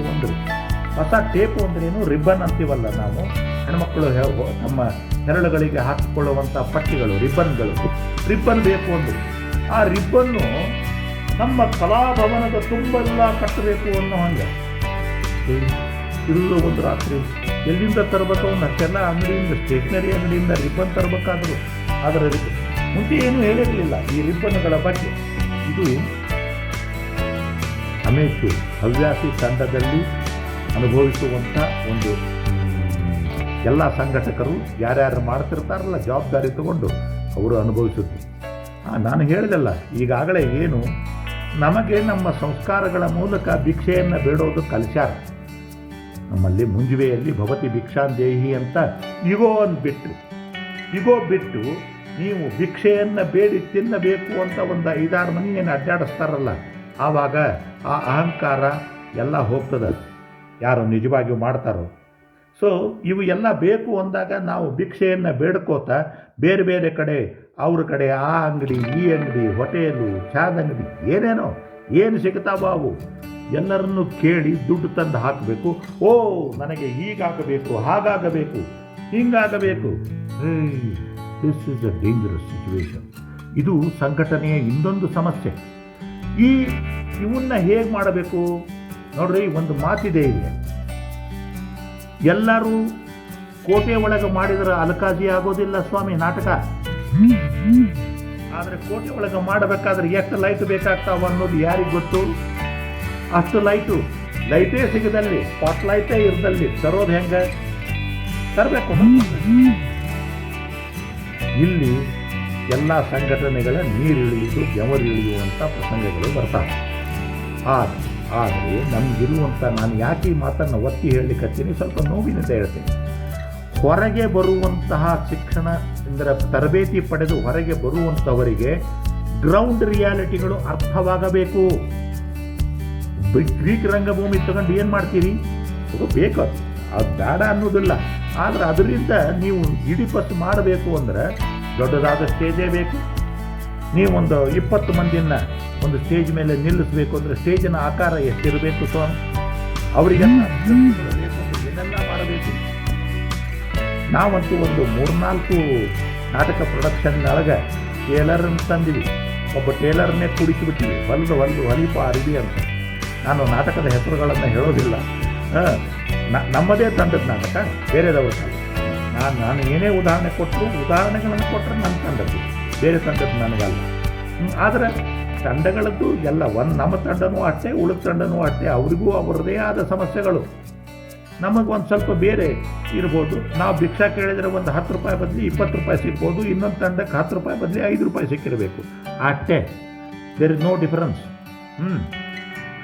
ಆದರೆ ಭಿಕ್ಷೆ ಅಂತೂ ಕೇಳೋದೆ ಇರಲಿ. ಈ ಮಾತು, ಈ ಹಿನ್ನೆಲೆ ಒಳಗೆ ನಾನು ಯಾಕೆ ಬಂದೆ ಅಂದರೆ, ಈ ನೀನಾಸಂ ಪದವೀಧರರಾಗಲಿ ಅಥವಾ ರಂಗಾಯಣದ ಅಭ್ಯರ್ಥಿಗಳಾಗಲಿ ಅಥವಾ ಹೊರಗೆ ಇಂಟರ್ಮಿಡಿ ಆಗುವಂತಹ ವರ್ಕ್ಶಾಪ್ಗಳಿಂದ ಹುಟ್ಟುವಂತಹ ಎಲ್ಲ ಪ್ರತಿಭೆಗಳು ಹೊರಗೆ ಬಂದಾಗ ಬೇರೆ ಬೇರೆ ತಂಡಗಳ ಜೊತೆ ಸಮನ್ವಯ ರೀತಿಯಿಂದ ಯಾರಿಗೂ ತೊಂದರೆ ಆಗದಂತೆ, ಯಾರ ಭಾವನೆಗಳಿಗೂ ಧಕ್ಕೆ ಬರದಂತೆ, ಯಾರಿಗೂ ಆರ್ಥಿಕವಾಗಿ ಹೆಚ್ಚು ವೆಚ್ಚ ಹೊರೆ ಆಗದಂತೆ ನಾಟಕವನ್ನು ಜನಪ್ರಿಯಗೊಳಿಸುವಂತೆ ಪ್ರದರ್ಶನವನ್ನು ಹೇಗೆ ಮಾಡಬೇಕು ಅನ್ನೋದರ ಬಗ್ಗೆ ಯಾರೂ ಹೇಳೋದಿಲ್ಲ. ನನಗಿನ್ನೂ ನೆನಪಿದೆ, ಬಲವಂತ್ ದೇವ್ ಠಾಕೂರ್ ಅನ್ನುವ ಒಬ್ಬ ಕಾಶ್ಮೀರದ ನಿರ್ದೇಶಕ ಡೋಗ್ರಿ ಭಾಷೆಯಲ್ಲಿ ತರದಂಥ ನಾಟಕವನ್ನು ನಾನೇ ತರಿಸಿ ಮಾಡಿ ಅಭಿನಯ ಭಾರತೀಯ ಆಡಿಸಿದ್ದು. ಇಡೀ ನಾಟಕ 2 ತಾಸು ಇಷ್ಟು ಮನೋರಂಜನೆಯನ್ನು ಕೊಡ್ತಲ್ಲ. 8 ಜನ ಕಲಾವಿದರು. ಏನಪ್ಪ ಅವ್ರದ್ದು ಅಂದರೆ ಸಾದಾ ಒಂದು ಡ್ರೆಸ್ಸು ಪ್ಲಸ್ ಒಬ್ಬೊಬ್ಬರಿಗೂ ಒಂದೊಂದು ಲಾಠಿ ಅಷ್ಟೇ. 8 ಜನ ಕಲಾವಿದರು 8 ಲಾಠಿಗಳನ್ನೇ ಉಪಯೋಗ ಮಾಡಿ ಸುಂದರವಾದ ಒಂದು ಕಲ್ಪನೆಯನ್ನು ಸೃಷ್ಟಿಯನ್ನು ಮಾಡಿದರು. ಯಾಕೆ ಈ ಮಾತು ಹೇಳಿದೆ ಅಂದರೆ, ನಾಟಕ ಮಾಡಲಿಕ್ಕೆ ಎಲ್ಲವೂ ಬೇಕೇ ಅಂತಿಲ್ಲ. ಇದ್ದುದರಲ್ಲಿ ಏನು ಮಾಡಲಿಕ್ಕೆ ಸಾಧ್ಯ ಅದನ್ನು ಮಾಡಬೇಕು. ವೃತ್ತಿಪರತೆ ಇರೋದು ಅದು. ಈಗ ಕಣ್ಣಿನ ಆಪರೇಷನ್ ಎಲ್ಲರೂ ಮಾಡ್ತಾರೆ. ಕ್ಯಾಟ್ರಾಕ್ಟ್ ಆಪರೇಷನ್ನು ಯಾವ ಕ್ವಾಲಿಫಿಕೇಷನ್ ಇಲ್ಲದ ಮೋದಿಯವರು ಮಾಡಿದರು, ಯಶಸ್ವಿನೂ ಆದರು. ಅವರ ಬಗ್ಗೆ ವೃತ್ತಿಪರ ವೈದ್ಯರು ಏನೇ ಹೇಳಿ ಮಾಡಿದ್ದಂತೂ ನಿಜ. ಜನ ಉಳಿದದ್ದು ಖರೆ. ಎಲ್ಲೋ 1-2 ತೊಂದರೆಗಳು ಆಗಿರ್ಬೋದು. ಅದು 1000 ಮಂದಿ ಮುಂದೆ ಅದು ಗಣನೆಗೆ ತೆಗೆದುಕೊಳ್ಳುವಂಥದ್ದಲ್ಲ. ಆದರೆ ಯಾಕೆ ಈ ಮಾತು ಹೇಳಿದೆ ಅಂದರೆ, ನಾವು ಮನುಷ್ಯನನ್ನು ನೋಡಿಕೊಂಡು, ತಂಡವನ್ನು ನೋಡಿಕೊಂಡು ನಾಟಕ ಮಾಡಬೇಕು. ತಂಡ ಇನ್ನು ನಾಟಕವೇ ಬೇಡ ಅನ್ನುವಂಥ ಪರಿಸ್ಥಿತಿಗೆ ನಿರ್ದೇಶಕ ಅವನ್ನ ಒಯ್ಯಬಾರದು. ಅಂದರೆ ಆರ್ಥಿಕ ವೆಚ್ಚ ಫಸ್ಟ್. ನಾನು ವೈಯಕ್ತಿಕ ಚಟಗಳನ್ನು ಹೇಳ್ತಾ ಇಲ್ಲ ಇಲ್ಲೇ. ಆರ್ಥಿಕ ವೆಚ್ಚ, ಪ್ರೊಡಕ್ಷನ್ ಕಾಸ್ಟ್. ಇನ್ನು ಪ್ರೊಡಕ್ಷನ್ ಕಾಸ್ಟ್ ಆದ ನಂತರ ಇನ್ನೂ ಒಂದಿಷ್ಟು ಕಾಸ್ಟ್ಗಳವ. ಆ ಕಾಸ್ಟ್ಗಳನ್ನು ನಾನು ಇಲ್ಲಿ ಹೇಳೋದಿಲ್ಲ. ರಂಗಭೂಮಿಯ ರಂಗಮಂದಿರಗಳನ್ನು ನಡೆಸುವವರ ಕಾಸ್ಟ್ ಇಫೆಕ್ಟಿವ್ನೆಸ್ ಯಾರೂ ಇಲ್ಲೇ ಅರುಂಧತಿ ನಾಗ್ ಅವರು ಒಂದು ರಂಗಶಂಕರ ನಡೆಸಿದಂಗೆ ನಡೆಸೋದಿಲ್ಲ. ಅವರಿಗೆ ಅವರದೇ ಆದ, ನಾನು ಆಗಲೇ ಹೇಳಿದೆ, ಹೆಣ್ಮಕ್ಳ ಬಗ್ಗೆನೇ ಆ ಒಂದು ಉದಾಹರಣೆಯನ್ನು ಕೊಟ್ಟು ಅದನ್ನು ರಿಪೀಟ್ ಮಾಡೋದಿಲ್ಲ. ಆ ರೀತಿ ರಂಗಭೂಮಿಯ ಬಗ್ಗೆ ಪ್ಯಾಷನ್ ಇಟ್ಟುಕೊಂಡು ಮಾಡೋದು ಇನ್ನೊಂದು. ಈಗ ಈ ಪಠ್ಯಕ್ರಮದ ಬಗ್ಗೆ ನಾನು ಮಾತನಾಡ್ತಾ ಇಷ್ಟು ಹೇಳಬೇಕಾಯ್ತು. ಪಠ್ಯಕ್ರಮದಲ್ಲಿ ಇದು ಇಲ್ಲ. ಅದಕ್ಕೆ ಎಲ್ಲ ಕಲಾವಿದರಿಗೂ ಮತ್ತು ಹೊರಗೆ ಹೋದಾಗ, ಅಂದರೆ ತಾವು ಕಲಿಯುವ ಶಾಲೆಗಳನ್ನು ಬಿಟ್ಟು ಹೊರಗೆ ಹೋದಾಗ ನಾಟಕವನ್ನು ಹೆಂಗೆ ಮಾಡಿಸಬೇಕು, ತಂಡಗಳ ಜೊತೆ ಹೇಗೆ ಸಮನ್ವಯತೆಯಿಂದ ವರ್ತಿಸಬೇಕು, ಹೇಗೆ ಬಿಹೇವಿಯರ್ ಮಾಡಬೇಕು ಅನ್ನೋದನ್ನು ಸಹಿತ ಕಲಿಸಿಕೊಡಬೇಕು. ಇಲ್ಲದಿದ್ದರೆ ಡೇಂಜರ್ ಕಾದಿದೆ. ಯಾಕಂದ್ರೆ ಗಡ್ಡ ಬಿಟ್ಟವರೆಲ್ಲ ಕಾರಂತರಾಗೋದಿಲ್ಲ ಸ್ವಾಮಿ, ಕುಡಿದವರೆಲ್ಲನೂ ಕಾರಂತರಾಗೋದಿಲ್ಲ. ಪ್ರತಿಭೆ ಬೇಕು. ನಾವು ನಮ್ಮ ಬೌದ್ಧಿಕ ವೈರುಧ್ಯಗಳನ್ನು ತೋರಿಸ್ಕೋತಾ ಹೋದಾಗ, ಅಂದರೆ ಇಡಿಯೋಸಿನ್ಕ್ರಸಿಸ್, ಅವುಗಳನ್ನು ತೋರಿಸ್ಕೋತಾ ಹೋದಾಗ ನಾವು ದೊಡ್ಡ ಪಂಡಿತರು ಅಂತ ಅನಿಸ್ಕೊಳ್ಳೋದಿಲ್ಲ. ಇನ್ನೊಮ್ಮೆ ಕರೆಯುವಂಥವ್ರು ಇರಬೇಕು. ಆಮೇಲೆ ಅಲ್ಲಿ ಯಾವುದೇ ಮಾಡುವ ವ್ಯವಹಾರದಲ್ಲಿ ಪ್ರಾಮಾಣಿಕತೆ ಇರಬೇಕು. ಭಿಕ್ಷೆಯನ್ನು ಬೇಡಿ ಎಲ್ಲೆಲ್ಲಿ ನಾವು ದುಡ್ಡು ತಂದು ಹಾಕಿದವರಿಗೆ ಗೊತ್ತು ಅದು ಎಲ್ಲಿ ಚುತ್ತದೆ ಅಂತ. ಆದ್ದರಿಂದ ನನಗೇನು ಅನ್ನಿಸ್ತದೆ, ಈ ಪಠ್ಯಕ್ರಮದ ಬದಲಾವಣೆ, ಅದು ರಂಗಾಯಣವೇ ಇರಲಿ, ನೀನಾಸಮ್ಮೇ ಇರಲಿ, ಅಥವಾ ಸಾಣೆಹಳ್ಳಿ ಶಾಲೆಯೇ ಇರಲಿ, ಯಾವುದೇ ಶಾಲೆಯಲ್ಲಿ ವರ್ಕ್ಶಾಪ್ನಲ್ಲಿ ತಂಡಗಳ ಜೊತೆ ಹೇಗೆ ವ್ಯವಹರಿಸಬೇಕು, ಸಂಘಟನೆಯ ಬಗ್ಗೆ ಒಂದಿಷ್ಟು ಪ್ರಾಥಮಿಕವಾದ ಪಾಠಗಳನ್ನು ಹೇಳೋದು ಒಳ್ಳೆಯದು ಅಂತ. ಇದು ಸಂಘಟನೆಯನ್ನು ಹೆಚ್ಚು ಸುಲಭವಾಗಿ ಮಾಡ್ತದೆ. ಆಮೇಲೆ ಈಗ ಈ ಆರ್ಗನೈಸೇಷನ್ ಹೇಗೆ ಹುಟ್ಟುತ್ತದೆ ಅನ್ನೋದನ್ನು ನೋಡೋಣ. ಆರ್ಗನೈಸೇಷನ್ ಯಾವುದೇ ಇರಲಿ, ರಂಗಭೂಮಿಗೆ ಆಗಲಿ, ಸಂಗೀತಕ್ಕಾಗಲಿ, ಯಾವುದಕ್ಕಾಗಲಿ, ಹುಟ್ಟಿದರೆ ಅದು ಯಾಕೆ ಹೇಗೆ ಹುಡ್ತದೆ, ಅದಕ್ಕೊಂದು 10 ಕಾರಣಗಳನ್ನು ಪಟ್ಟಿ ಮಾಡೀನಿ, ಬೇಗ ಬೇಗ ಹೇಳ್ತೀನಿ. ಏನು ಅಂದ್ರೆ, ಈ ನಮ್ಮ ಉತ್ತರ ಕರ್ನಾಟಕದ ಭಾಷೆಯಲ್ಲಿ ಹೇಳೋದಾದ್ರೆ ರಂಗ ಸಂಸ್ಥೆ ಹುಟ್ಟೋದು ತಿಂಡಿಗಾಗಿ. ನಮಗೆಲ್ಲೋ ಮಾಡಬೇಕು ಅಂತ ಅನ್ನಿಸ್ತದ, ಅದಕ್ಕೆ ಹುಡ್ತಾವ್ರಿ. ಸಂಗೀತ ಎಲ್ಲೋ ಕೇಳಬೇಕು ಅನ್ನಿಸ್ತದ ನಮಗೆ, 1, 2, 3 ಮಂದಿಗೆ ಆ ತಿಂಡಿಗಾಗಿ ಅವು ಹುಟ್ಟುತ್ತಾವ. ಇದು ಒಂದನೇದ್ದು. ಎರಡನೇದ್ದು, ಏನೆಲ್ಲ ಹೆಸರು ಮಾಡಬೇಕು ಇದರಿಂದ, ಈ ರಂಗಭೂಮಿಯಿಂದ ಹೆಸರನ್ನು ಮಾಡಬೇಕು ಅನ್ನೋದು ಒಂದು. ಇನ್ನೊಂದು, ದುಡ್ಡು ಗಳಿಸಬೇಕು. ಮೂರನೇದ್ದು, ತಪ್ಪಲ್ಲ, ದುಡ್ಡು ಗಳಿಸಬೇಕು, ಜೀವನ ನಿರ್ವಹಣೆ ಇದರಿಂದಲೇ ಆಗಬೇಕು ಅನ್ನೋದು. ಆಮೇಲೆ ಸರ್ಕಾರ ಹೆಂಗಿದ್ರು ಸಹಾಯ ಮಾಡ್ತದೆ, ನಾವು ಯಾಕೆ ಸಹಾಯ ತಗೋಬಾರ್ದು? ಕೆಲಸ ಮಾಡಿ ತಗೊಳ್ಳೋದು ಒಂದು, ಲೆಟರ್ ಹೆಡ್ ತೋರಿಸಿ ತಗೊಳ್ಳೋದು ಇನ್ನೊಂದು. ಇವತ್ತು ನಮ್ಮ ಇಂಡಿಯಾದೊಳಗೆ ಸ್ಟ್ಯಾಂಪ್ ಪೇಪರ್ನ ಬಗ್ಗೆ ಆದಂಥ ಸ್ಕ್ಯಾಮ್ಗಳೆಲ್ಲ ಗೊತ್ತವ. ಹಂಗೆ ಕಾರ್ಯಕ್ರಮ ಆಗಲಿ ಆಗದ ಇರಲಿ, ಫೋಟೋಗಳನ್ನು ಸೃಷ್ಟಿಸಬಹುದು, ಇನ್ವಿಟೇಷನ್ ಕಾರ್ಡು ಸೃಷ್ಟಿಸಬಹುದು, ಏನೆಲ್ಲ ಮಾಡಿ ತಗೋಬಹುದು. ಯಾಕಂದರೆ ಅದಕ್ಕೊಂದು ದಾಖಲೆ ಇದೆ.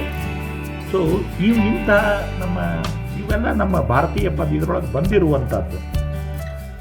ಧನ ಸಹಾಯಕ್ಕಾಗಿಯೇ ಹುಟ್ಟುತ್ತಾವೆ. ಇವತ್ತು ಕೊರೋನಾದಿಂದ ಸರ್ಕಾರ ಧನ ಸಹಾಯವನ್ನು ನಿಲ್ಲಿಸಿದಾಗ ಎಷ್ಟೋ ತಂಡಗಳು ಕೆಲಸ ಮಾಡೋದನ್ನು ಬಿಟ್ಟುವ್ರಿ.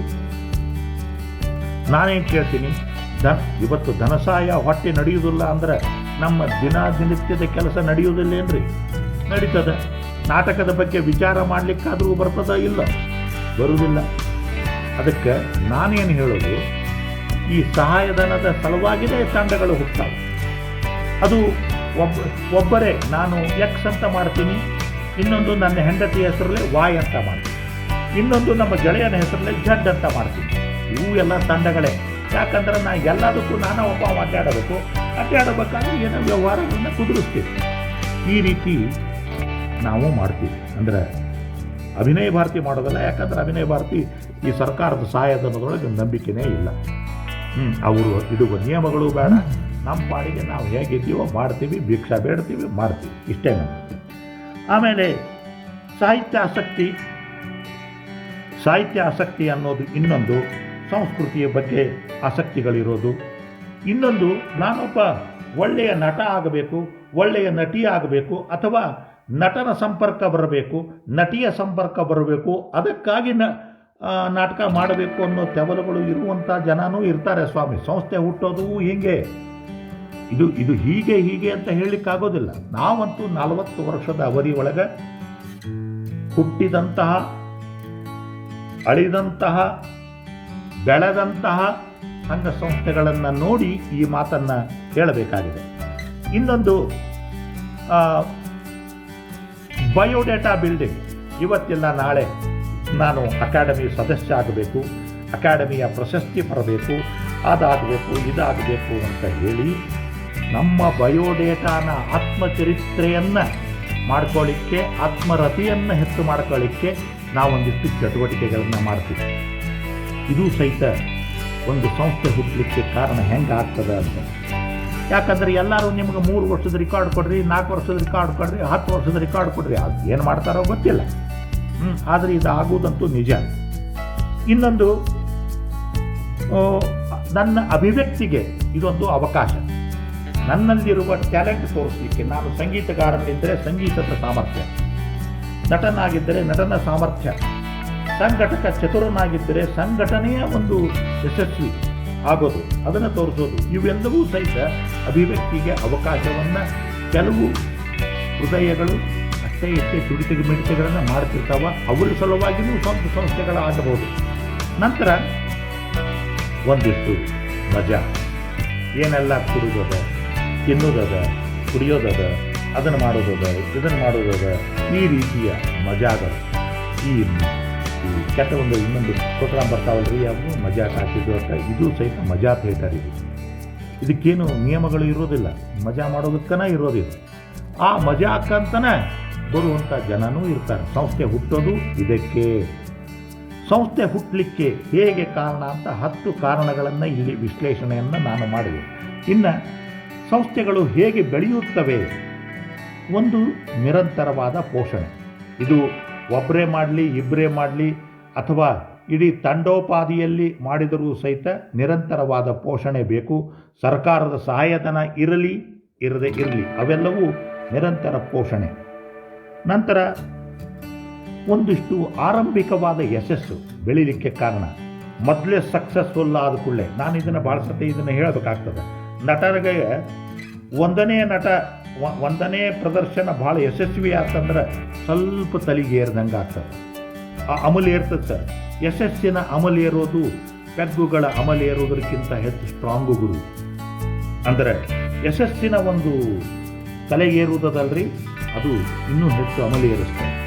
ಸೊ ಆರಂಭಿಕ ಯಶಸ್ಸು. ನಂತರ ಇನ್ನೊಂದು ಒಂದು ಸದಸ್ಯರೆಲ್ಲರ ಒಂದು ಸಾಮೂಹಿಕ ತಂಡೋಪಾದಿಯಲ್ಲಿ ಕೆಲಸವನ್ನು ಮಾಡೋದು. ಆವಾಗ ಒಂದು ಯುನಿಟಿ ಇರ್ತದೆ ಎಲ್ಲರ ಹತ್ತಿರ. ಇದು ನಮ್ಮ ಸಂಸ್ಥೆ, ನಾವು ಮಾಡಬೇಕು, ನಮಗೇನೋ ಇದರಿಂದ ಹೆಸರು ಬರ್ತದೆ, ಕೀರ್ತಿ ಬರ್ತದೆ, ನಮಗೂ ಒಂದಿಷ್ಟು ಅನುಭವ ಸಿಗ್ತದೆ ಅಂತ ಮಾಡೋದು ಬೇರೆ. ಆದರೆ ಈ ಬರಬರ್ತ ದಿನದಲ್ಲಿ ಏನಾಗಿದೆ ಅಂದರೆ, ನನಗೇನು, what is there for me, ನನಗೇನಿದೆ, ದುಡ್ಡಿದೆಯಾ, ದುಡ್ಡು ಅನ್ನೋದು ಬಹು ಮುಖ್ಯವಾಗಿ ಬಿಟ್ಟಿದೆ. ಈಗ ನಾವು ನಾಟಕ ಶುರು ಮಾಡಿದಾಗ ಓಕೆ, ನಮಗೊಂದು ಜೀವನೋಪಾಯಕ್ಕೆ ಇತ್ತು. ಆದರೆ ಇದರಿಂದ ನಾವು ವ್ಯಕ್ತಿಗತವಾಗಿ ಬೆಳಿಬೇಕು ಅನ್ನೋದು ಇತ್ತು. ಇಲ್ಲಿ ನಾನು ಬೆಳಿತೀನೋ ಗೊತ್ತಿಲ್ಲ, ನನಗಿಷ್ಟು ದುಡ್ಡು ಬೇಕು ಅನ್ನೋದು ಏನಿದೆ ಅಲ್ಲ, ಈ ಕರ್ಮಣ್ಯೇವಾಧಿಕಾರಸ್ತು ಮಾ ಫಲೇಷು ಕದಾಚನ ಅಂತ ಕೃಷ್ಣ ಭಗವದ್ಗೀತೆಯಲ್ಲಿ ಹೇಳಿದ್ದಿತ್ತು. ಈಗ ಇದಕ್ಕೂ ಸಹಿತ ಅದೇ. ಯಾವ ಪ್ರತಿಫಲಾಪೇಕ್ಷೆ ಇಲ್ಲದೆ ನಾಟಕವನ್ನು ಮಾಡ್ತಾ ಇರು. ಇವತ್ತಿಲ್ಲ ನಾಳೆ ಯಶಸ್ಸು ನಿನಗೆ, ನಿನ್ನಲ್ಲಿ ಪ್ರತಿಭೆ ಇದ್ದರೆ ಗ್ಯಾರಂಟಿಯಾಗಿ ಬರ್ತದೆ. ನಂತರ ಒಂದು ಜೀವನ ನಿರ್ವಹಣೆಯ ಅವಕಾಶವಾದಾಗ ನಾಟಕ ಕಂಪನಿ ಕಟ್ಟೀನ್ರಿ. ಈ ಹಿಂದಿನ ವೃತ್ತಿ ನಾಟಕ ಕಂಪನಿಯೊಳಗೆ ಇದೇ ಇತ್ತು. ನಾಟಕ ಕಂಪನಿ ಅಂತೂ ಕಟ್ಟಿದ್ದಕ್ಕೆ ನುಗ್ಗಿಸ್ಕೊಂಡು ಹೋಗಬೇಕು. ಈಗ ಕೆಲವು ಹವ್ಯಾಸಿ ತಂಡಗಳದ್ದು ಇದೇ ರೀತಿ ಆಗಿದೆ. ಎಲ್ಲರೂ ಕೆಲಸ ಮಾಡೋದಿಲ್ಲ, ಇರೋ ಒಬ್ಬರೋ ಇಬ್ಬರೋ ಮಾಡಿವು. ಆದರೆ ಹಿಂದಿನ ನಾಟಕ ಕಂಪನಿ ನಡೆಯೋದಕ್ಕೂ ಈಗಿನ ಈ ಹವ್ಯಾಸಿ ಸಂಸ್ಥೆಗಳು ನಡೆಯೋದಕ್ಕೂ ದೇರ್ ಇಸ್ ಎ ಡಿಫರೆನ್ಸ್. ಆವಾಗಿನ ನಾಟಕ ಕಂಪನಿ ಮಾಲಕರು ಮಾಡಿದ್ದ ನಡೀತಿತ್ತು, ಹೇಳಿದ್ದ ನಡೀತಿತ್ತು, ಇಟ್ಕೊಂಡಿದ್ದ ಬರ್ತಿತ್ತು. ಆದರೆ ಈಗ ಹಂಗಲ್ಲ ಸ್ವಾಮಿ. ಹವ್ಯಾಸಿ ನಾಟಕ ಸಂಸ್ಥೆಗಳೊಳಗೆ ನೀವು ಎಲ್ಲ ಕಡೆ ಮತ್ತೆ ಭಿಕ್ಷೆಯನ್ನು ಬೇಡಿ ತರೋದು ಏನದಲ್ಲ, it is A challenging job. ಎಲ್ಲರಿಗೂ ಈಗೋಗಳು ಬರ್ತಾವೆ. ನಾನು ಯಾಕೆ ಕೇಳಬೇಕು, ಕೇಳಿದರೆ ನನಗೇನಾಗ್ತದೆ, ಇವು ಕುತ್ರ ಇಲ್ಲ. ಇವನ್ನ ಆಯಾ ವ್ಯವಸ್ಥೆಯವರು ಅವರು ಹಾಗೇ ಪಡ್ಕೋಬೇಕು ಅದನ್ನು. ನಂತರ ಉತ್ತಮವಾದಂಥ ಆರ್ಥಿಕ ಶಿಸ್ತು ಬೇಕು ಸಂಸ್ಥೆ ನಡಿಬೇಕಾದ್ರೆ. ಆರ್ಥಿಕ ಶಿಸ್ತು, ಪಾರದರ್ಶಕತೆ. ಎಲ್ಲಿ ದುಡ್ಡು ಅನ್ನೋದು ಏನದಲ್ರಿ, ತಾಮ್ರದ ದುಡ್ಡು ತಾಯಿ ಮಕ್ಕಳನ್ನ ಬೇರೆ ಮಾಡ್ತು ಅಂತ ನಮ್ಮ ಉತ್ತರ ಕರ್ನಾಟಕದ ಭಾಷೆದಾಗ ಹೇಳ್ತಾರೆ. ಅದಕ್ಕೆ ದುಡ್ಡಿನ ವಿಷಯ ಬಂದಾಗ you must be more transparent here. ತಂಡ ಬೆಳೆಯೋದು ಅದು ಟ್ರಾನ್ಸ್ಪರೆಂಟ್ ಇದ್ದಾಗ ಮಾತ್ರ. ಇಲ್ದಿದ್ರೆ ನೀನೆಲ್ಲ ಮಾಡ್ತೀಯೋ, ನೀ ಎಲ್ಲೋ ತೊಗೊಂಡ್ಬರ್ತೀವಿ, ನೀ ಖರ್ಚು ಮಾಡ್ತೀವಿ, ನಮಗೇನು ಗೊತ್ತು ಅದರೊಳಗೆ ನೀ ಎಷ್ಟು ತೊಗೊಂಡು ಅನ್ನುವ ಶಕುನಿ ಬುದ್ಧಿಯವರು ಪ್ರತಿಯೊಂದು ಸಂಸ್ಥೆಯಲ್ಲಿ ಇರ್ತಾರೆ. ಯಾವುದು ಕಾಲವನ್ನು ಮೀರಿ ನಿಲ್ತದೋ ಅದರಲ್ಲಿ ಅದು ಕಡಿಮೆ. ಇಲ್ಲ ಅಂದರೆ ಇವೆಲ್ಲ 1 ವರ್ಷ 2 ವರ್ಷ 3 ವರ್ಷ 10 ವರ್ಷ ಬಹಳ ಅಂದ್ರೆ ಅವ ತಮ್ಮಲ್ಲಿ ಒಳಜಗಳ ಇವ ಏನಾರ ಮಾಡ್ತಿದ್ದಾನಲ್ಲ ಅನ್ನುವ ಗುಮಾನಿಗಳು, ಸಂಶಯಗಳು. ಆಮೇಲೆ ಇನ್ನೂ ಒಂದು ಅಂದರೆ ಈ ನಿರಂತರ ಕ್ರಿಯಾಶೀಲತೆ. ಪ್ರತಿ ವರ್ಷ ಪ್ರತಿ ದಿನ ಏನನ್ನಾದರೂ ಮಾಡ್ತಾ ಇರಬೇಕು. ಈಗ ಕರೋನಾ ಬಂದಿದೆ, ಸರ್ಕಾರ ಸಹಾಯ ನಿಲ್ಲಿಸಿದೆ, ಅದಕ್ಕೆ ನಾವು ನಾಟಕವನ್ನು ಮಾಡೋದು ಬಿಟ್ಟೇವಿ, ನಾಟಕದ ಬಗ್ಗೆ ವಿಚಾರ ಮಾಡೋದು ಬಿಟ್ಟೇವಿ ಅಂತ ನಾವೇನು ಹೇಳ್ತೀವಲ್ಲ. ಆದರೆ ನಿಮಗೂ ಗೊತ್ತಿದ್ದಂತೆ ಅಭಿನಯ ಭಾರತಿ ಅಂತೂ ಅದನ್ನು ಬಿಡಲಿಲ್ಲ. ನಾವು ಮಾಡುವ ಜೀವಂತ ರಂಗಭೂಮಿ ಹೌದೋ ಅಲ್ಲೋ ಆ ಮಾತು ಬೇರೆ. ಈ ವರ್ಚುವಲ್ ಇದ್ದರೂ ಈ ವರ್ಚುವಲ್ದಾಗೂ ಸಹಿತ ಒಂದು ಆಗ್ಯುಮೆಂಟೆಡ್ ವರ್ಚುವಲ್ ರಿಯಾಲಿಟಿ ಅಂತ ಇರ್ತದೆ. ಯಾರಿಗೆ ಇಂಗ್ಲೀಷ್ ತಿಳಿತದೋ ಅವ್ರಿಗೆ ಗೊತ್ತಾಗ್ತದೆ ಆಗ್ಯುಮೆಂಟೆಡ್ ವರ್ಚುವಲ್ ರಿಯಾಲಿಟಿ ಅಂದರೆ. ಈಗ ನಾನೇನು ಹೇಳ್ತಾ ಇದ್ದೀನಿ ಅಂತಂದರೆ, ಇವತ್ತು ಒಂದು ಜೀವ ಹುಟ್ಟಬೇಕಾದರೆ 2 ಮನಸ್ಸುಗಳು ಬೇಕು, 2 ದೇಹಗಳು ಬೇಕು. ಅಲ್ಲಿ ಯಾವ ಕಂಡೀಷನ್ನು ಇರಬಾರದು. ಆವಾಗ ಹೊಸದೊಂದು ಜೀವ ಬರಲಿಕ್ಕೆ ಸಾಧ್ಯ. ಯಾರಾದರೂ ಮಾಡ್ತೀರಾ? ಇಲ್ಲಿ ಅದು ಅಪ್ಲಿಕೇಬಲ್ ಆಗೋದಿಲ್ಲ. ಪ್ರತಿಯೊಂದು ರಂಗಭೂಮಿಯ ಚಟುವಟಿಕೆ ಅಂತ ನೀವು ತಿಳಿದಾಗ ಉಚಿತವಾಗಿ ನೀವು ಪ್ರತಿಫಲಾಪೇಕ್ಷೆ ಇಲ್ಲದೆ ಮಾಡಿರಿ. ನಿಮಗೆ ಒಂದು ದಿವಸ ತಾನೇ ತಿರುಗಿ ಬರ್ತದೆ. ಅದು ಇವತ್ತು ನಮಗೇನಾದರೂ ಹೆಸರು ಬಂದಿದ್ದರೆ ಪ್ರತಿಫಲಾಪೇಕ್ಷೆ ಇಲ್ಲದೆ ಮಾಡಿದ್ದಕ್ಕೆ ಬಂದದ್ದು ಮತ್ತೇನು ಬೇರೆ ಯಾವ ಕಾರಣಗಳಿಗಾಗೂ ಅಲ್ಲ. ನಂತರ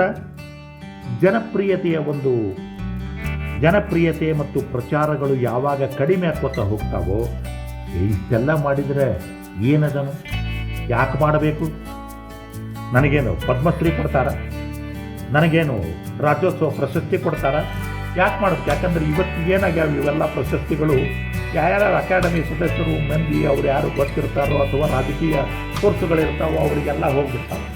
ಹೋದಾಗ ಏನಾಗ್ತದೆ, ಯಾರ್ಯಾರು ಕೆಲಸಗಳನ್ನು ಮಾಡ್ತಾ ಇದ್ದಾರೋ ಅವರಿಗೆ ಸಿಗೋದಿಲ್ಲ. ಅದಕ್ಕೆ ಯಾಕೆ ಮಾಡಬೇಕು ಇವನ್ನೆಲ್ಲ? ಧಾರವಾಡದಾಗಿದ್ದಂಥ ಭಾಳ ಜನ ಕಲಾವಿದರದು ಇಂಥದ್ದೇ ಆಗಿದೆ ಪರಿಸ್ಥಿತಿ. ಧಾರವಾಡ ಅಷ್ಟೇ ಅಲ್ಲ, ಎಲ್ಲ ಕಡೆನೂ ಇದು. ಯಾರು ರಾಜಕೀಯ ಅಧಿಕಾರಗಳಿಗೆ ಸಮೀಪವಿರ್ತಾರೋ, ಯಾರು ಹೋಗಿ ಮುಂದಿಷ್ಟು ಸುತ್ತಾಡ್ತಾರೋ, ಕಂಬದಿಂದ ಕಂಬ ಸುತ್ತಾಡ್ತಾರೋ, ಆ ಪ್ರಹ್ಲಾದನಿಗೆ ಕೊನೆ ಪಕ್ಷ ಒಂದು ಕಂಬವನ್ನಾದರೂ ಒಡೆದು ನಾರಸಿಂಹ ಬಂದ. ಆದರೆ ಇವರಿಗೆ ಯಾವ ನಾರಸಿಂಹಗಳು ಸಿಗುವುದೇ ಇಲ್ಲ. ಯಾಕಂದ್ರೆ ಹಿರಣ್ಯಕಶಿಪುಗಳೇ ಎಲ್ಲ ಕಡೆ ಇರ್ತಾರೆ ಜೀವಂತವಾಗಿ. ನಾರಸಿಂಹ ಬರೋದೇ ಅಪರೂಪ, ಬರೋದೂ ಇಲ್ಲ. ಸೊ ಈಗ ಹೊಂದಾಣಿಕೆ ಮತ್ತು ಹೊಸದಕ್ಕೆ ಹೊಂದಿಕೊಳ್ಳೋದು. ಕರೋನಾ ಬಂದದಂತ ಅಂಗಡಿ ಮುಚ್ಚಿಕೊಡ್ಲಿಕ್ಕೆ ಆಗ್ತದೇನ್ರಿ? ಆಗೋದಿಲ್ಲ. ಏನು ಕೆಲಸ ಮಾಡಲಿಕ್ಕೆ ಸಾಧ್ಯತೆ? ಹಂಗಂದ್ರೆ ಓಕೆ, ಕುರಿಯರ್ ಸರ್ವಿಸ್ ಮಾಡು, ಇಲ್ಲ ಒಂದರಿಂದ ಒಂದು ಬರೆಯೋ ಕೆಲಸ ಆದರೂ ಮಾಡು, ಏನನ್ನಾದರೂ ಹೊಸತನ್ನು ಮಾಡಲೇಬೇಕು. ಈಗ ಅಭಿನಯ ಭಾರತೀಯ ಕೊರೋನಾ ಬಂದದಂತ ಸುಮ್ಮನೆ ಕೊಡಲಿಲ್ಲ, ತನ್ನದೇ ಆದ ಫೇಸ್ಬುಕ್ಕನ್ನು ಆ್ಯಕ್ಟಿವ್ ಆಗಿ ಮಾಡಿ ಇವತ್ತು ಬರೀ ಧಾರವಾಡಕ್ಕೆ ಮಾತ್ರ ಮೀಸಲವಾದಂಥ ಅಭಿನಯ ಭಾರತಿ ಜಗತ್ತಿನ ತುಂಬ ಖ್ಯಾತಿಯನ್ನು ಪಡೆದಿದೆ ಅಂತ ಹೇಳಲಿಕ್ಕೆ ನಾನು ಸಂತೋಷಿಸ್ತೀನಿ. ಇವತ್ತು ನಾವು 13 ದೇಶಗಳಲ್ಲಿ 2800 ಜನ ಸದಸ್ಯರು ಇನ್ನೂ ಬೆಳೀತಾ ಇದ್ದಾರೆ. ಬೇರೆ ಬೇರೆ ದೇಶಗಳಲ್ಲಿ, ಬೇರೆ ಬೇರೆ ಊರುಗಳಲ್ಲಿ ಎಲ್ಲ ಅಭಿನಯ ಭಾರತಿ ಅಂದರೆ ಇಂಥದ್ದೊಂದು ಸಂಸ್ಥೆ ಅದ ಅಂತ ಅಷ್ಟರ ಮಟ್ಟಿಗೆ ಬ್ರ್ಯಾಂಡಿಂಗ್ ಆಗಲಿಕ್ಕೆ ಸಾಧ್ಯ ಆಯಿತು ಥ್ಯಾಂಕ್ಸ್ ಟು ಕೊರೋನಾ. ನಾವು ಸಹಾಯಧನ ಇಲ್ಲ ಅಂತ ನಾವು ಸಹಾಯಧನ ತೊಗೊಳ್ಳೋದೇ ಇಲ್ಲ. ಹೀಗಾಗಿ ನಮಗೆ ಅದರ ಮೇಲೆ ಡಿಪೆಂಡೆಂಟ್ ಇದ್ದವರಿಗೆ ಇದು ಸಮಸ್ಯೆ. ನಾವು ಡಿಪೆಂಡೆಂಟ್ ಬೇಡ, ಯಾಕಂದರೆ ಡಿಪೆಂಡೆನ್ಸಿ ಇಸ್ ಅ ಸ್ಲೇವರಿ. ಮತ್ತೊಬ್ಬರ ಮೇಲೆ ಅವಲಂಬ ಆಗೋದೇನದಲ್ರಿ, ಅದು ಗುಲಾಮಗಿರಿ. ಆದಷ್ಟು ನಮ್ಮಷ್ಟಕ್ಕೆ ನಾವೇ ಇದ್ದಷ್ಟು ಒಳ್ಳೆಯದು. ಇದು ರಂಗಭೂಮಿಯ ಸಂಘಟನೆಯಲ್ಲಿ ತೊಡಗಿದಂಥ ಎಲ್ಲರಿಗೂ ಅನ್ವಯವಾಗುವಂಥದ್ದು. ನಾನು ಇದನ್ನು GB ಜೋಶಿಯವರಿಂದ ಭಾಳ ಕಲ್ತೀನಿ. ಯಾರು ಏನೂ ಬೇಡ, ನಮ್ದೊಂದು 100 ರೂಪಾಯಿ ಹಾಕೋಣ, ಕೂಡಿ ನಾಟಕ ಮಾಡೋಣ, ಬಂದ್ರೆ ತಗೋಣ, ಇಲ್ಲ ಅಂದರೆ ಅಪಸವ್ಯ ಅಂದರೆ ಅರ್ಪಣೆ ಅಂತ ಬಿಟ್ಟು ಬಿಡುವುದು ಅಂತ. ಮತ್ತು ಅದನ್ನು ಮಾಡೀವಿ ನಾವು, ಎಕ್ಸ್ಪೆರಿಮೆಂಟನ್ನು ಭಾಳ ಯಶಸ್ವಿಯಾಗಿ ಮಾಡೀವಿ. ಆದಾಗ ಹಂಚ್ಕೊಳ್ಳೋದು ಇಲ್ಲ ಅಂದರೆ ಇಲ್ಲ, ಹೋದ್ರೆ ಹೋಯ್ತು ಅಷ್ಟೇ. ಅದು GB ಜೋಶಿಯವರು ನನಗೊಂದು ಮಾದರಿಯಾಗ್ಯಾರ ಈ ನಾಟಕದ ಬಗ್ಗೆ ಹೇಳಬೇಕಂದ್ರೆ, ರಂಗಭೂಮಿಯ ಬಗ್ಗೆ. ಅವರು ಯಾವಾಗಲೂ ಟಿಕೆಟ್ ತೊಗೊಂಡು ಹೋಗ್ತಿದ್ರು, ಕುರ್ಚಿ ಮೇಲೆ ಕೂಡ್ತಿದ್ರು, ಕೂತು ನಾಟಕ ಹೆಂಗೆ ಇರಲಿ, ಕೆಟ್ಟ ಇರಲಿ, ಚಲೋನೇ ಇರಲಿ ನೋಡ್ತಿದ್ರು. ನಾವು ಅಲ್ಲಿ ಎಷ್ಟು ಜನ ಕೆಟ್ಟಿದ್ರು ನೋಡ್ತೀವಿ, ಚಲೋ ಇದ್ದರೂ ನೋಡ್ತೀವಿ. ಚಲೋ ಇದ್ದರೆ ಇನ್ನೂ ಹೆಂಗೆ ಚಲೋ ಮಾಡ್ಬೋದು, ನಾವು ಹೆಂಗೆ ಸುಧಾರಿಸ್ಕೋಬೇಕು ಅಂತ ನೋಡಬೇಕು. ಕೆಟ್ಟಿದ್ರೆ ಕೆಟ್ಟು ಮಾಡಬಾರ್ದು ಅನ್ನೋದಕ್ಕಾದರೂ ನೋಡಬೇಕು. ಅದು ಮತ್ತೊಬ್ಬರಿಗೆ ಪ್ರೋತ್ಸಾಹ ಅನ್ನೋ ಕಾರಣಕ್ಕಾದರೂ ನೋಡಬೇಕು. ಸೊ ಇವೆಲ್ಲ 10 ಕಾರಣಗಳಿಗಾಗಿ ಇವು ಬೆಳೆಯುತ್ತಾವೆ ಆರ್ಗನೈಸೇಷನ್. ಇನ್ನು ಆರ್ಗನೈಸೇಷನ್ಗಳು ಸಾಯ್ತವೆ. Any organisation has its own shelf life. ಸಾಮಾನು ಬಾಟ್ಲಿ ಒಳಗಿರ್ತಕ್ಕ ಔಷಧಿಗೆ ಹೆಂಗೆ ಎಕ್ಸ್ಪೈರಿ ಡೇಟ್ ಇರ್ತದೋ ಹಂಗೆ ಆರ್ಗನೈಸೇಷನ್ಗೂ ಒಂದು ಎಕ್ಸ್ಪೈರಿ ಡೇಟ್ ಇರ್ತದೆ. ಆ ಡೇಟು ದೇವರೇ ನಿರ್ಧಾರ ಮಾಡುವಂಥದ್ದು, ಆ ಸನ್ನಿವೇಶಗಳೇ ನಿರ್ಧಾರ ಮಾಡುವಂಥದ್ದು. ಹೀಗಾಗಿ ಅವು ಹೆಂಗೆ ಆಗ್ತಾವಪ್ಪ ಅಂತಂದರೆ, ಪ್ರಸಿದ್ಧಿಯೇ ಒಂದು ಭಾರ ಆಗ್ತಾವೆ. ಪ್ರಸಿದ್ಧಿ ಆದಾಗ ಹಾವು ಅಂದರೆ ಇರುವೆಗಳು ಹುತ್ತನ್ನು ಕಟ್ತಾವ, ಹಾವುಗಳು ಬಂದು ವಾಸಿಸ್ತಾವೆ ಅಂತ ಒಂದು ಮಾತು. ಇದು ಹೆಚ್ಚಿನ ಸಂಸ್ಥೆಗಳಿಗೆ ಅನ್ವಯವಾಗುವಂಥದ್ದು. ಒಮ್ಮೆ ಹಾವು ಬಂದು ಒಳಗೆ ಬಂತು ಅಂದರೆ ಆ ಹುತ್ತನ್ನು ಕಟ್ಟಿದಂಥ ಇರುವೆಗಳನ್ನು ತಿಂದು ಹಾಕಿ ಹೊರಗೆ ಕಳಿಸ್ಬಿಡ್ತದೆ. ತನ್ನದೇ ಆದ ಗೂಡನ್ನು ಮಾಡ್ಕೊಂಡು ಇರ್ತದೆ.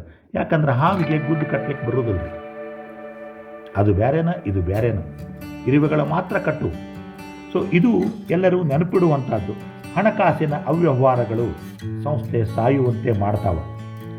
ಆಮೇಲೆ ದುಶ್ಚಟಗಳು, ಈ ಯಶಸ್ಸು, ನಿರಾಸೆ, ಇವೆಲ್ಲವೂ ತನ್ನದೇ ಆದ ದುಶ್ಚಟಗಳನ್ನು ತರ್ತಾವೆ. ನಿಮಗೆಲ್ಲ ಇದನ್ನು ಬಾಯ್ಬಿಟ್ಟು ಹೇಳಬಾರ್ದು, ಆದರೂ ನನಗೆ ನಮ್ಮ ಅವ್ವ ಹೇಳಿದ್ದೀನಿ ನೆನಪದ, ಏಯ್ ನೀ ನಾಟಕ ಮಾಡು, ಎಲ್ಲ ಮಾಡು, ಆದರೆ ಇಂತಿಂಥ ಚಟಗಳನ್ನು ಮಾಡಬೇಡ ಅಂತ ಅಗದಿ ಲಕ್ಷ್ಮಣಗಿರಿ ಹಾಕಿದ್ದಂಗೆ ನೆನಪದ. ಹಾಂ, ಇನ್ನು ಇದನ್ನು ಈ ದುಶ್ಚಟಗಳನ್ನು ನಿಯಂತ್ರಣದಲ್ಲಿಡ್ಬೋದು. ಯಾರ್ದೋ ರೊಕ್ಕ ಎಲ್ಲಮ್ಮನ ಜಾತ್ರೆ ಅಂತ ಇರ್ತಾರೆ ನಮ್ಮ ಕಡೆ ಅಂತ, ಉತ್ತರ ಕರ್ನಾಟಕದ ಕಡೆ. ನಿರ್ದೇಶಕರಿಗೆ ಇಷ್ಟು ಬೇಕು, ಅದರೊಳಗೆ ಅವರೊಮ್ಮೆ ಹೇಳ್ತಾರೆ ಇದು ನನ್ನ ಮ್ಯಾಲಿನ ಖರ್ಚಿಗೆ ಇರ್ತದೋ ಅಂತ. ಅಂದ್ರೆ ಇದರರ್ಥ ನಿಮ್ಮ ಚಟಕ್ಕೆ ನಾವು ಕೊಡಬೇಕನು. ಈಗ ಸರ್ಕಾರಿ ಲೆಕ್ಕಗಳಿದ್ದಾಗ ಬೇಕಾದಷ್ಟು ಇನ್ಫ್ಲೇಷನ್ ತೋರಿಸ್ಬೋದು. ನಾನು ಸಹಿತ ಈ ಸರ್ಕಾರದ ಅಕೌಂಟ್ನೊಳಗೆ ಹೆಂಗಿರ್ತದೆ, ಒಂದು ಬಿದ್ದರೆ 10 ಬಿಲ್ ತೋರಿಸಿದಾಗ ಸರ್ಕಾರ ಕೊಡ್ತದೆ, ಏನೋ ನಂಬಿ ಕೊಡ್ತದೆ. ಅದು ಕೊಡಬೇಕಂತ ಏನಲ್ಲ, ನಂಬಿ ಕೊಡ್ತದೆ. ನಾವು ಅವುಗಳನ್ನು ಎದೆದಕ್ಕೋ ಬಳಸಿಕೊಂಡು ಏನೇನೋ ದುಶ್ಚಟಗಳಿಗೆ ದಾಸರಾಗ್ತೀವಿ. ಇದು ಸಹಿತ ಸಂಸ್ಥೆ ಹಾಳಾಗಲಿಕ್ಕೆ ಇನ್ನೊಂದು ಕಾರಣ. ಆಮೇಲೆ ಆರ್ಥಿಕ ಅಶಿಸ್ತು, ಯಾವುದ್ರ ಅಕೌಂಟ್ ಇರೋಂಗಿಲ್ಲ, ಏನು ತೋರಿಸಂಗಿಲ್ಲ, ಮಾಡಿದಾಗ ಅದು ಸಹಿತ ಅದರಿಂದ ಸಾಯ್ತು. ಆಮೇಲೆ ಯೋಜನಾ ರಹಿತ ಚಟುವಟಿಕೆಗಳು, ಯಾವುದಕ್ಕೂ ಯೋಜನೆಗಳಿಲ್ಲ. ನನಗೆ ಭಾಳ ಮಂದಿ ಕೇಳ್ತಾರೆ, ಅದನ್ನೇ ಬರ್ತೀವಿ ತಿಂಗಳ ನಾಟಕ ಮಾಡ್ಬೇಕ್ರಿ, ತಿಂಗಳ ನಾಟಕ ಮಾಡಲಿಕ್ಕೆ ರೊಕ್ಕ ಯಾರು ಕೊಡ್ತಾರೆ ರೀ? ಇದಕ್ಕೊಂದು ಯೋಜನೆ ಬೇಕು. ವರ್ಷಕ್ಕೆ 1 ಅಥವಾ 2. ನಾವು ಯಾರ್ಯಾರು ಕೇಳಿದಾಗ ಹೇಳ್ತೀನಿ, ನಮ್ಮದು ಒಂಥರ ದೇವಾನಂದ್ ನವಕೇತನ್ ಇಂಟರ್ನ್ಯಾಷನಲ್ ಇದ್ದಂಗೆ ಅಥವಾ ರಾಜ್ ಕಪೂರ್ ಸಿನಿಮಾ ಇದ್ದಂಗೆ, ವರ್ಷಕ್ಕೊಂದು, ಅದ್ರ ಚಲೋ ಮಾಡಬೇಕು. ಈ ತಿಂಗಳ ಮಾಡೋದು ಏನವಲ್ರಿ, ಇವು ಅವರವರಿಗೆ ಕೆಲಸ ಬೇಕು ಅಂತ ಇರ್ತಾವೆ. ಆದರೆ ಎಲ್ಲರಿಗೂ ಕೆಲಸ ಕೊಡ್ಲಿಕ್ಕೆ ನಾವು ಕೊಟ್ಟಿಲ್ಲ. ನಮ್ಮ ಒಂದು ಸಾಂಸ್ಕೃತಿಕ ಈ ಅಸ್ತಿತ್ವವನ್ನು ತೋರಿಸೋ ಸಲುವಾಗಿ ಇದ್ದಾಗ ನಾವು ಈ ರೀತಿಯ ಅಪೇಕ್ಷೆಗಳನ್ನು ಇಟ್ಟುಕೊಳ್ಳೋದು ತಪ್ಪು ಅಂತ ಅನ್ನಿಸ್ತದೆ. ಅದರಿಂದಲೂ ಸಹಿತ ಸಂಸ್ಥೆಗಳು ಸಾಯ್ತಾವೆ. ಆಮೇಲೆ ದುಡ್ಡು ಇಲ್ಲದ ಕಾರಣ, ದುಡ್ಡೇ ಇರುವುದಲ್ಲಿ ಎಲ್ಲ ಖರ್ಚು ಮಾಡ್ಕೊತ ಹೋದ್ರೆ ಎಲ್ಲಿ ಬರ್ತದೆ ರೀ? ಯಾರು ಮಾಡೋರು, ಯಾರು ಹಾಕೋರು? ಇವತ್ತು ನಾವು ಚಾದ ಅಂಗಡಿಗೆ 4 ಮಂದಿ ಹೋದಾಗ, ಕಲಾವಿದರ ಜೊತೆ ಹೋದಾಗ ನಾನು ನೋಡ್ತಿರ್ತೀನಿ ಸಾವಕಾಶವಾಗಿ ಅಲ್ಲಿ ಯಾರು ಬಿಲ್ ಕೊಡಲಿಕ್ಕೆ ಕೈ ಚಾಚ್ತಾರ ಅಂತ. ಯಾರು ಬಿಲ್ಲನ್ನು ಕೊಡಲಿಕ್ಕೆ ಕೈ ಚಾಚ್ತಾರ ನೋಡಿ. ಆಮೇಲೆ ನಮಗೆ ಕೆಲವು ಅರ್ಥಗಳ ಆಗ್ತಾವೆ. ಆದರೆ ಈ ರೀತಿಯ ಏನಂತಾರೆ ಅದಕ್ಕೆ, ಆರ್ಥಿಕ ಶಿಸ್ತು ಇರಲಿಕ್ಕೆ ಡಿಫಿಕಲ್ಟ್. ನಾವು ಒಂದು ನಾಟಕ ಮಾಡಿದ್ವಿ, ರಿಹರ್ಸಲ್ ಎಕ್ಸ್ಪೆನ್ಸೇ ಇಲ್ಲ, ಇರೋರ 2 ಇದ್ದೀವಿ ಆ ನಾಟಕದ ಪಾತ್ರಧಾರಿಗಳಾಗಿ. 15 ದಿವಸ ಅವ್ರ ಮನ್ಯಾಗ ಮಾಡಿದ್ವಿ, 15 ದಿವಸ ನಮ್ಮ ಮನ್ಯಾಗ ಮಾಡಿದ್ವಿ ರಿಹರ್ಸಲ್. ಮಾಡಿ ಯಾವುದಿಗೂ ಚಹಾ ಖರ್ಚಿಲ್ಲ, ತಿಂಡಿ ಖರ್ಚಿಲ್ಲ, ಏನೂ ಇಲ್ಲ. ನಾಟಕದ ಏನಿತ್ತು, ಹಾಲ್ ಬಾಡಿಗೆನ ದೊಡ್ಡದಾಗಿತ್ತು ನಮಗೆ ಆವಾಗೂ ದೊಡ್ಡದದ, ಈಗೂ ಹಾಲ್ ಬಾಡಿಗೆ ದೊಡ್ಡದರ ಅದ. ನಾವು ಆ ನಾಟಕದಾಗ ಇದ್ದೀವಿಯೋ ಏನೋ ಅಂತ ತಿಳ್ಕೊಂಡು ನಾಟಕ ಆರಂಭವಾಗುವುದಕ್ಕಿಂತ ಮುಂಚೆ ಮೊದಲ ಬಾರಿ ಅದು ನಾವು ಖರ್ಚು ಮಾಡಿದಂತಹ ಎಲ್ಲ ಹಣವನ್ನು ತೆಗೆದುಕೊಂಡ ನಾಟಕ. ಅಂದರೆ ಪ್ರಾಯೋಜಕರು ಬಂದರು, ನಾವು ಕೊಡ್ತೀವಿ, ನೀವು ಕೊಡ್ತೀವಿ ಅಂತ ನಾವು ನಾಟಕ ಟಿಕೆಟ್ ಬಿಟ್ಟಿದ್ವಿ. So we could collect some gate money. ಆ ಪೀರಿಯಡ್ನೊಳಗನ ಆ ನಾಟಕದ ಹೆಸರು ಇತಿ ನಿನ್ನ ಅಮೃತ. ಜಯಂತ್ ಕಾಯ್ಕಿಣಿಯವರು ಅನುವಾದಿಸಿದಂಥ ನಾಟಕ ನೆನಪದ ನನಗಿನ್ನು. ಅದರ ಯಶಸ್ಸಿನ ಕತೆ ಹೇಗಿತ್ತು ಅಂತ ಶ್ರೀಪತಿ ಮಂಜಿನಬೈಲು ಅದನ್ನು ನಿರ್ದೇಶನ ಮಾಡಿದ್ರು.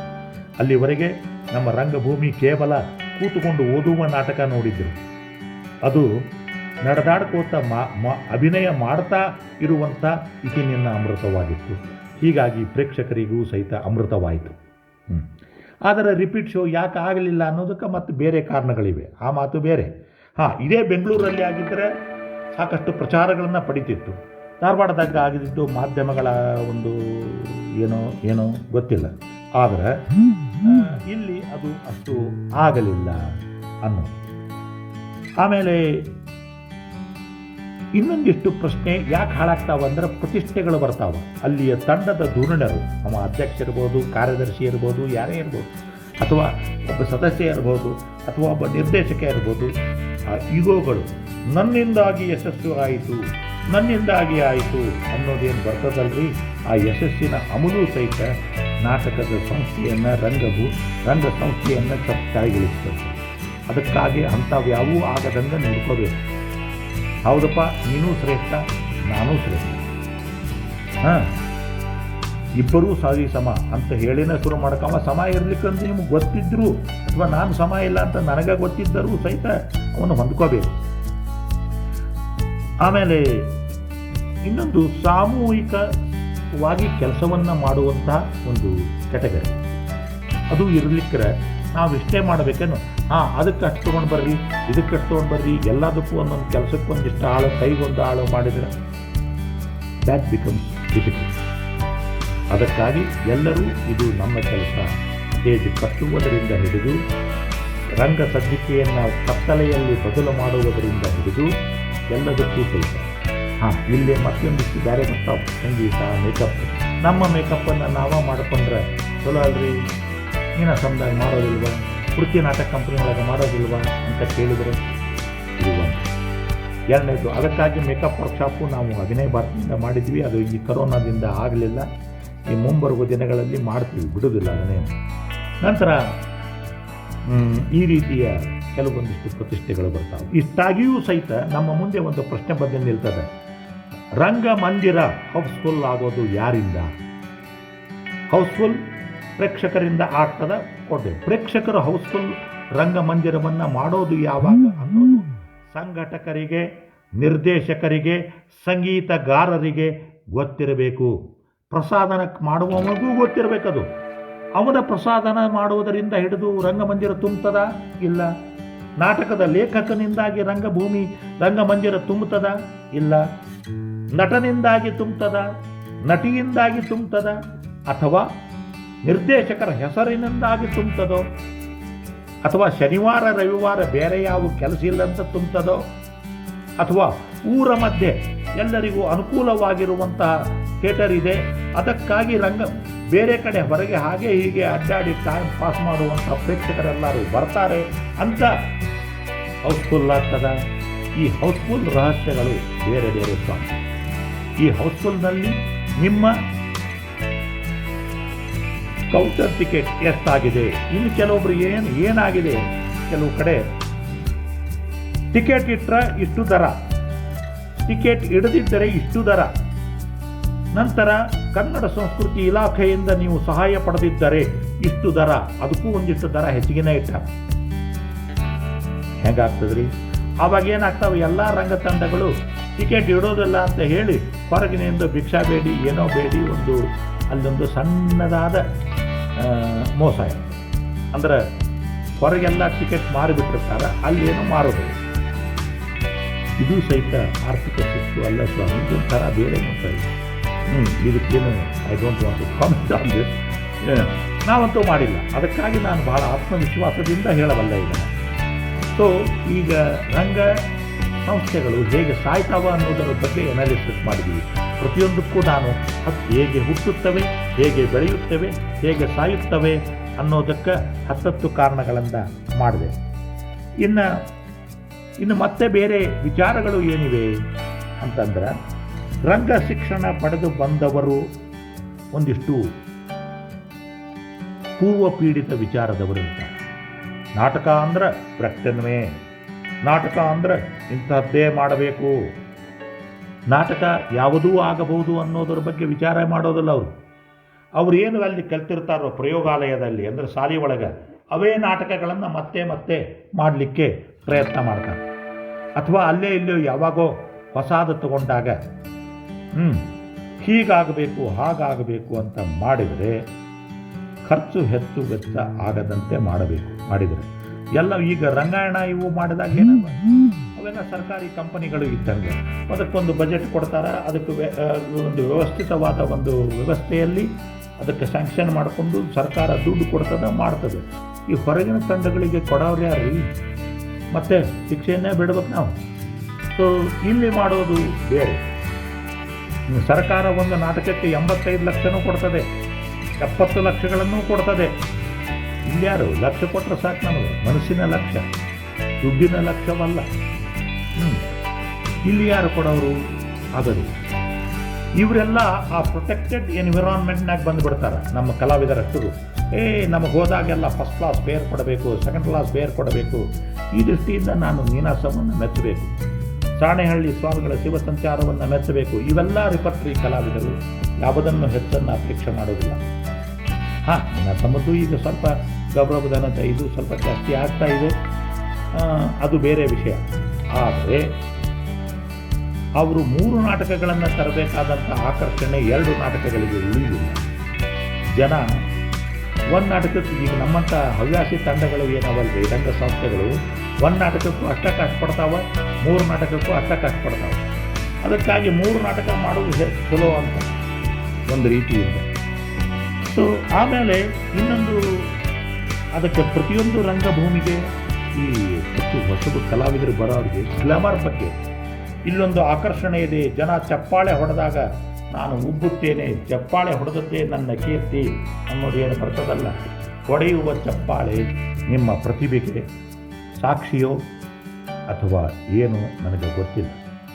ಆದರೆ ನಿಮಗೂ ಒಂದು ಸಮಾಧಾನ ಇರ್ತದೆ, ನಾನು ಒಳ್ಳೆಯದಾಗಿ ಮಾಡಿದೆ, ನನ್ನ ಡೈಲಾಗುಗಳನ್ನು ತಪ್ಪಲಿಲ್ಲ, ನನ್ನ ಕ್ಯೂಗಳನ್ನು ತಪ್ಪಲಿಲ್ಲ, ನಾನು ಮಾಡಿದಾಗಲೆಲ್ಲ ರೆಸ್ಪಾನ್ಸ್ಗಳು ಬರ್ತಿದ್ದವು, ಅಳುವವರು ಅಳತಿದ್ದರು, ನಗುವವರು ನಗತಿದ್ದರು.